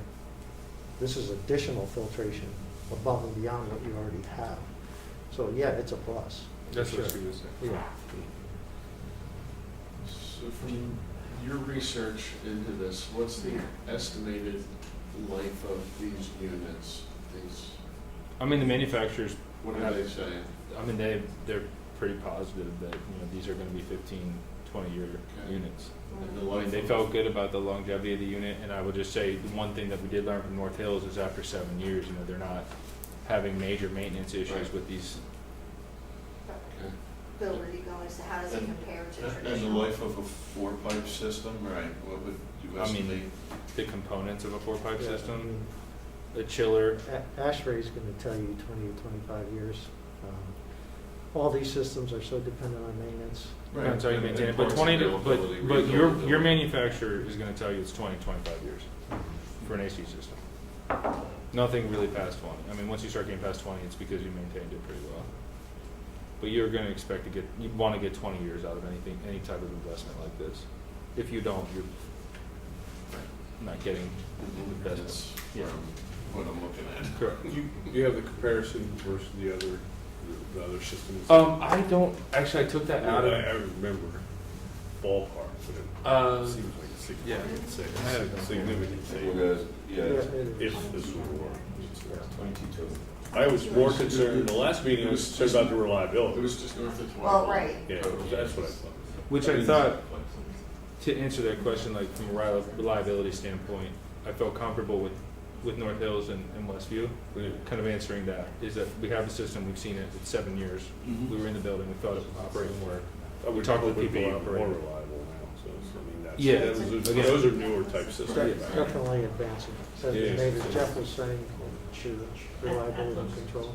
At the last meeting, the DOAS number was just over 14 million, the air conditioning was 24 and a half. Yeah, the full 4-pipe system. Yeah. Yeah. We would expect to be about 24 and a half. And the VRF was very similar, it was 7.92, 7.95, so Yeah. it's like $8 million. The electrical came down a little bit, our cost from the manufacturer came up. That's really where it happened, because I was hoping to be under that. This is totally independent from the heating system, correct? Yeah. Yes, it is. Okay, so that control issue they talked about it, North Penn, is it playing North with Hills. both controls? It is, and I think like Jeff was saying, and we spoke to the manufacturer in this one, and the interface with your control system, the modern interface is far better there. Okay. And again, it was North North Hills, Hills. it's not interfaced, Right. so they have to kind of Yeah. run two independent control systems, and sometimes they get out of sync with each other. that problem's gone away. Turns both on. That problem's gone away. Or application. one's in heating and one's in. What's that? Well, yeah, I'm gonna say that, last year, we did this system on a smaller scale, and the interface on the control side, I put my first one in VRF, 19 years ago, when they first came out.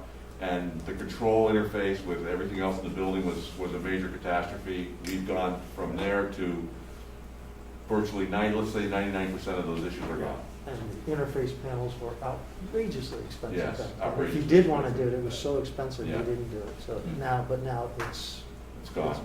that problem's really solved.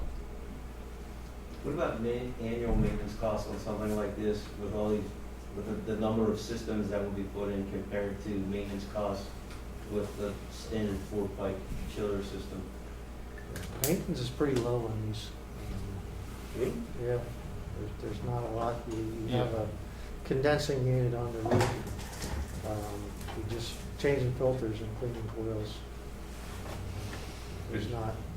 It's really not, it's really, from what we've seen, like I said, from the last 4 years ago forward, the way they're doing the condensing units, which think of them as like you would think of a chilled water plant with the big chiller outside. The technology that they're using, Europe has been using it for many, many years prior to us. We've adopted that technology, we've improved that technology.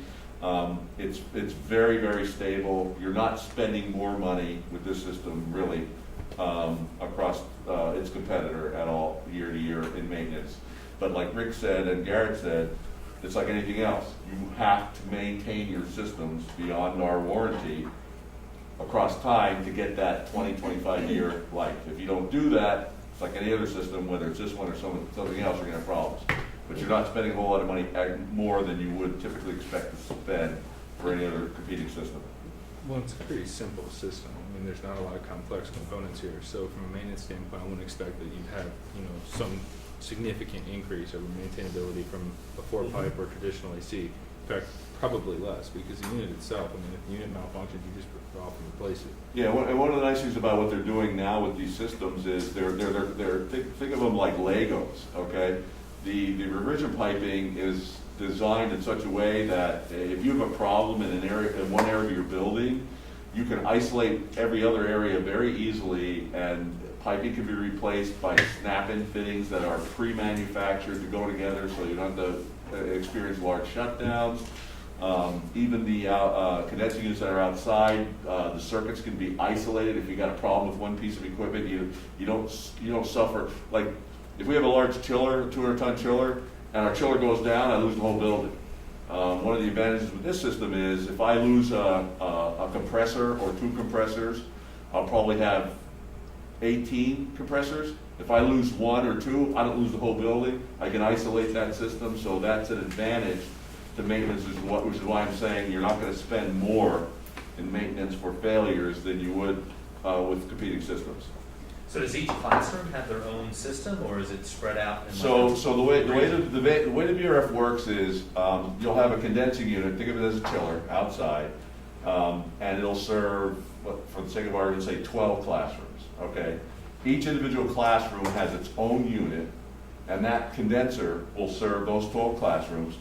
If I lose, Similar to that, but bigger. Yeah, That's what it looks so if I lose a compressor in that condenser, that might take out 1 classroom or 2, not all 12.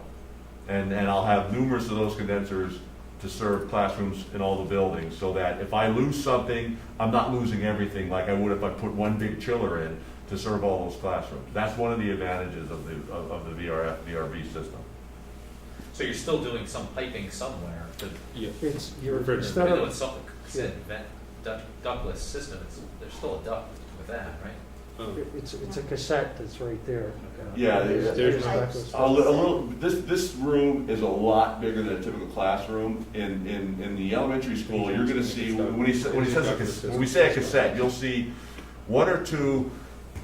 They'll look like 1 or 2 of those diffusers, but they are a refrigerated unit that has refrigerant piping going to it, so that piping goes back to a condensing unit.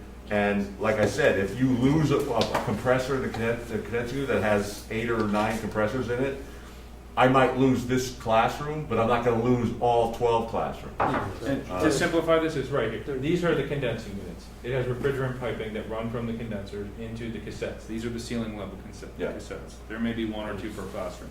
they're roughly about that size. Obviously, they don't look like A little diffusers, bit but bigger, but yeah. they're about the size of a ceiling. So instead of running chilled water through your building, you're running refrigeration. Yeah, So refrigerant. and they're Yes. truly ductless. Yes, Okay. yes. Yeah. What are the, I've seen some buildings that have, they've retrofitted it because they don't want to run the duct, but they have it on, they actually On the mount wall. it, right, Yes. for each classroom. Yes. So it's not having a, refrigerant come through, but it's just coming right from the outside. They have, I guess, something outside, they just go through the wall. It still has refrigerant. Yeah, it's still gonna have Still has refrigerant refrigerant. piping. The condensing unit is what would be outside. Yeah. But it's just not running it through it's just coming from that unit. Well, One of the reasons why we advocate the VRF over the exterior wall mounted. Right. That you've seen, they're called ductless splits, they're mounted on the wall.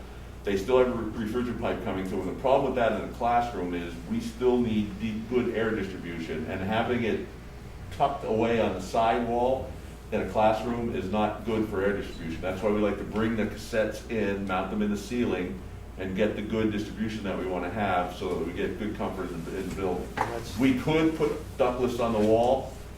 We don't like them because they don't, you've got an isolated area that's comfortable and the rest of the room is not. That's why we don't like to do that. You It's see also 1-for-1, so you have a condenser outside for every classroom. Right. Yes. Instead of having one serving 12, you have 12 Yes, yes. condensers outside.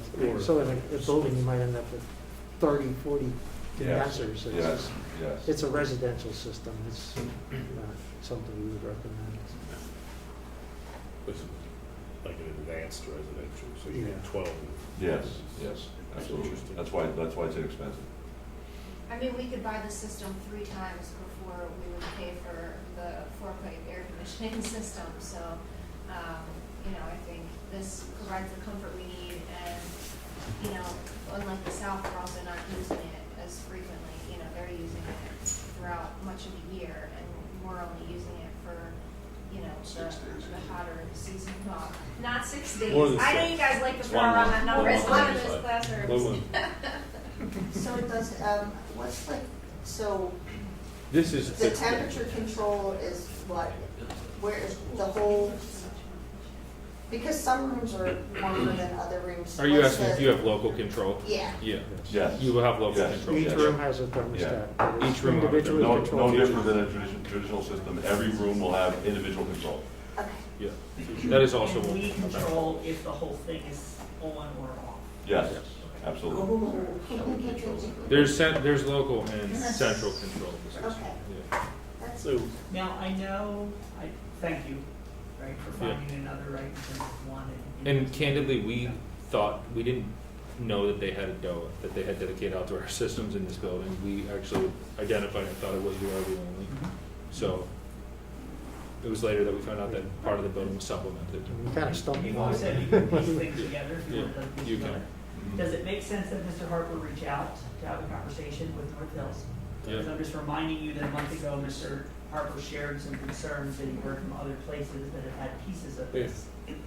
Right, to see what kind of information he gets from North Hills, am I saying that correctly? Yeah, it's North Hills. It's the Westview Elementary School. It's just north of downtown Pittsburgh. well, I thought last time you weren't too in favor of this either, I thought. And We definitely, I have never seen this application before. That was my concern. Understood. And I've heard, stories.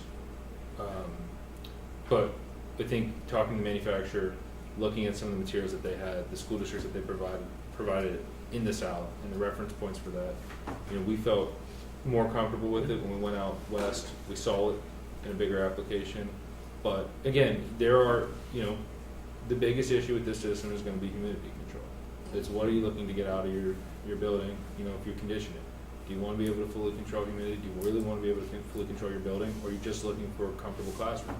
It's going to provide you a cooler space. It's definitely going to do that. It's definitely going to provide additional air circulation. There's definitely going to be improved indoor air quality components to this.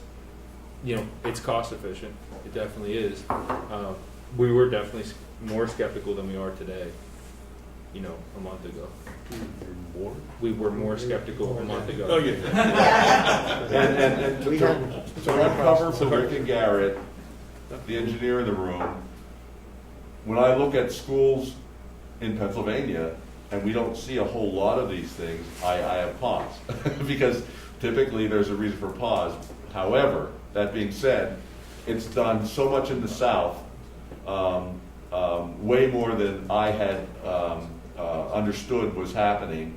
It makes a whole lot of sense. And since we're supplementing with heating up here for our environment, it makes a whole lot of sense. And since we can also down calendar decide if you're not happy with humidity performance, we can supplement it later if we think that's the case.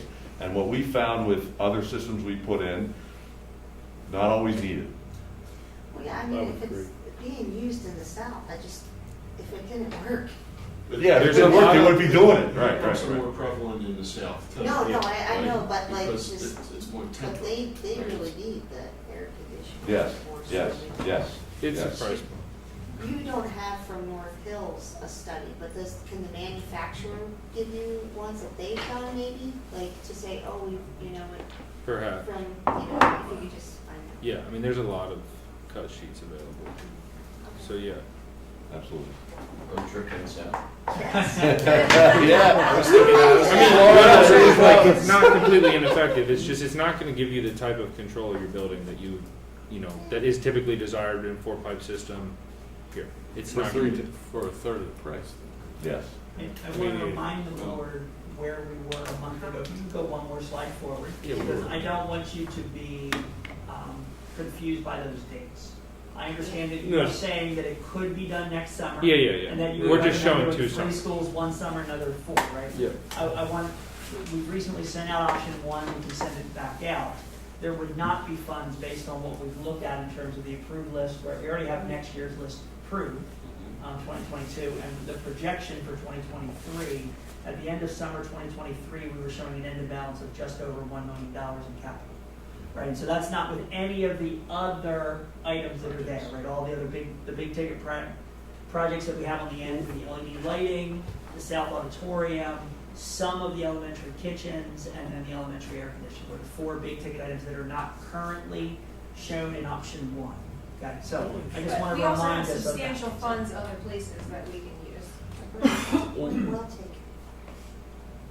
I just think, well, last time we were pretty much not even looking at it. Now I think we should study this. And the maintenance is still my number one fear. Just because you have so many different units all over the place. And, but otherwise, I mean, I think we should at least keep looking, and we'll talk about the funding later. I mean, we're not even sure. Yeah, we're just looking. Yeah, I Just mean, browsing. there's a lot more references out there than the references we saw last time were all bad. Could you get Mr. Harper other names even if they are south? Because I mean, it could be phone calls. It's not like, Yeah, for sure. It's not like we need to visit, so to hear people who have been using this. We tried. And to have more than one data point. so- I can't see it. It's an easy Yeah, right.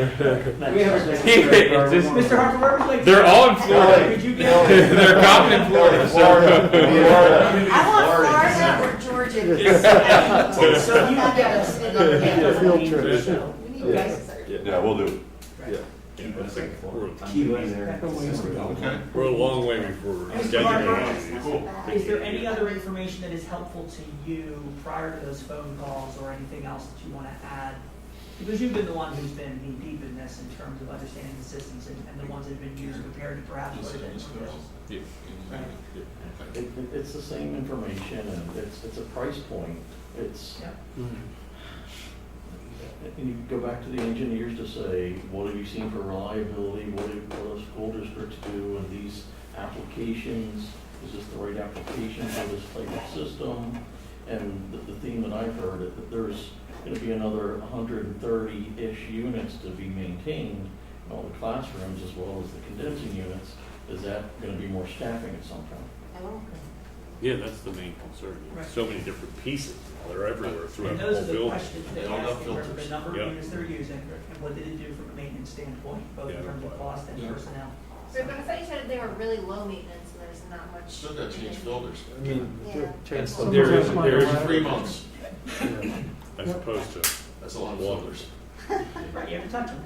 You gotta Yeah, touch I mean, it. that's Somebody a has to do it. concern, but I'm not, I think that's something It's something to that, if look there's into. history. You have to add it and- in, Yeah. right? well, You I can't can do understand. that. That's the biggest concern I have. continue the conversation. Now, at least people are using them and they're working. Okay. That's a great thing. Okay, Perfect. Yeah, gentlemen, thank you. yeah, thank you. That was Thank you much. very, thank you. It actually gives me the hope that we can do this. I know. We're not gonna spend 21 million. I'm really curious. For your next 3 or 4 years? Yeah. I think it'd be nice. A lot of schools are. Mr. Lewis should have said that to me. Thank you. Yeah, that's exciting. With 21 million, it's still exciting. I don't think that would ever happen. Yeah, that's it, yeah. Yeah, I know, I know. Thanks.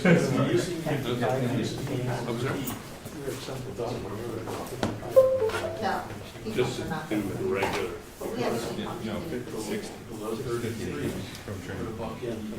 From eight Well, 20 degrees, it's 50. 8 hours. We're not, we can't afford it. Okay? Thank you, gentlemen. No, I understand the way. What's next, Mr. Dahlberg? All right. Next, we got a deed restriction, Mr. Dahlberg. Yes, this has to do with the project at the bus garage, the expansion of parking further up the hill. If you remember during our discussions with the engineers, there was a wetland area kind of right in the middle of that project. What's happened is we've gotten permission to, I guess, have our parking lot there, even though that little wet area exists. But in order to do that, we have to, I guess, make a deal and have a deed restriction for the rest of that property.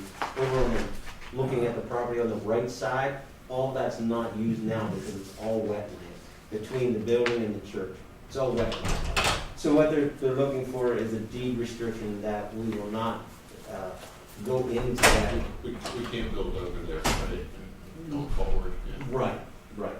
So we're gonna keep that wetland as a wetland. We're not gonna go in there and disturb that, and we're not gonna tear all the trees down and disturb the water and disturb anything in that area. We're just gonna let it the way it is.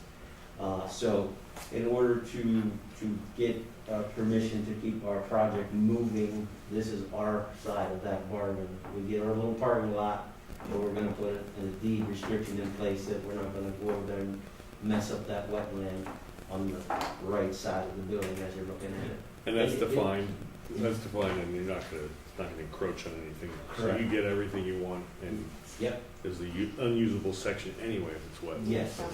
Yep, and we're getting our entire parking lot back that we wanted. Nice. No But brainer. this document which was attached is in the hands of Mr. Miller. He has had it for a week, and these folks are going, making sure that this is all okay for the. That's fine. And this is another one that, whenever I told Carolyn at the engineer, Carolyn DuBois at the engineering, we don't have meetings in December, that if we don't get it done now, it's not gonna happen until January, and that really concerned her as far as being able to keep this schedule moving with that project as well, so we asked that we take a look at it here in November. So looking at this, Mr. Dahlberg, if I read this right, and I'm no expert in any of this, looks like about 8 acres? It's, I'm on page 24, last page. Right, it's 226,000 square feet. yeah, divided by 43, 46. Is it 43? Yeah, I thought it was 43, 568. Oh, so it's about 4. It was about 4 5.2 acres, I think. Yeah, yeah, 4. Yeah. 45. Yeah, yeah, so that's the piece on the side that is about 5 acres. Yeah. I just wanted to wrap my head around. And there is a drawing in here that you can see the actual piece that's, Page 9. that's, the wetland. All right. They have it delineated it I in this didn't print drawing. out that one. I didn't print that out either. Okay. No, you didn't. Okay? Yep. Perfect. Gotcha. All right. Take your word. Okay. All right. Alright, now I can see. No problem. We move on? Deed Moving, Okay. everybody all right? Yes. All right, let's move All right. on to obsolete Yep. items. We got some obsolete, Ben Mister, we have a library reading log, plus a number of projector lamps, and they both go to public surplus. Dibler, we have, technology equipment, go to public surplus and recycle.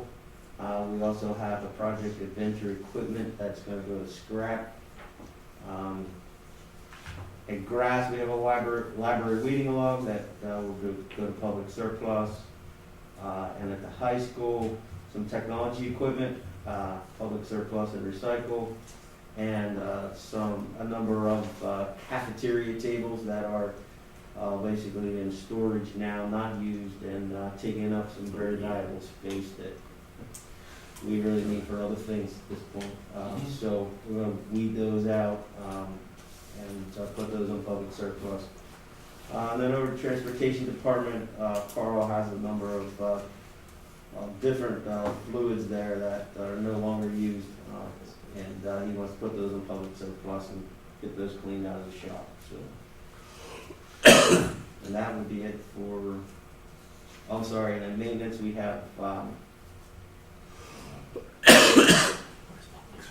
don't have maintenance is not on the agenda, but, okay. I have a list of some different lamps and light bulbs and so forth that are obsolete, that can't be used anymore. Correct, they're not in fixtures that we have, we typically upgrade to LEDs when we can. We have no use for these, put them up for public surplus. Cool, thanks. So, Mr. Dolbert, or Mr. Russell, would you explain what happens when it goes to public surplus? Yeah, yes, you could. Public surplus is a website that my secretary uses, my administrative assistant uses to sell things on.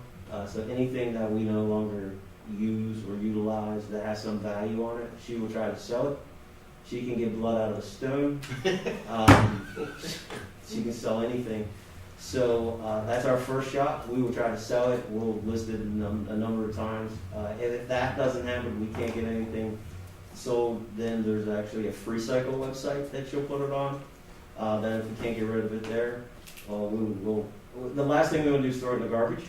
So if we can't sell it, we'll try to give it away. The last option is we put it in the garbage, but if it's also, we can recycle it and make some money there, we'll go that way. But like I said, last thing we try to do is throw anything in the dumpster. We try to make sure we can. That's interesting. Ben, Thank you. You bet.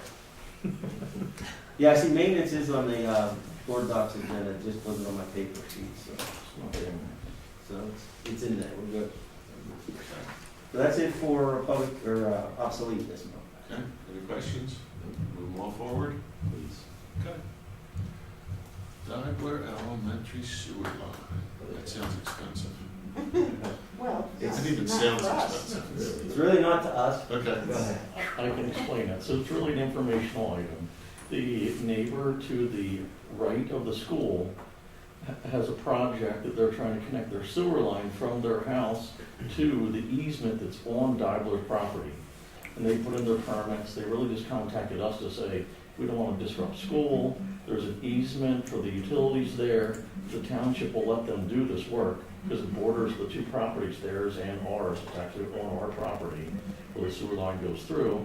They just want to coordinate with us so that they don't disrupt school. I talked to the principal, and they're totally fine with the work to proceed, but it's an informational item for the board to be aware of.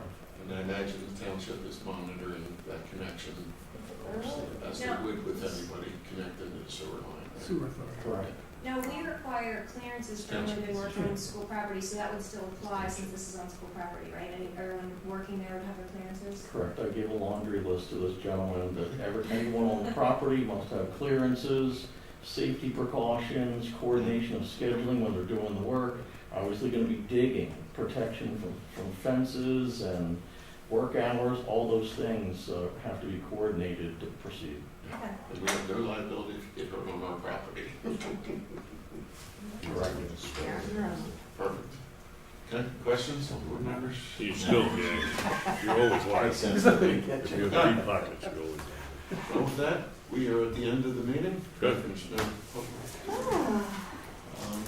All right, next facilities committee meeting is scheduled for January. Wow. Mr. Alexander, the last time we worked there?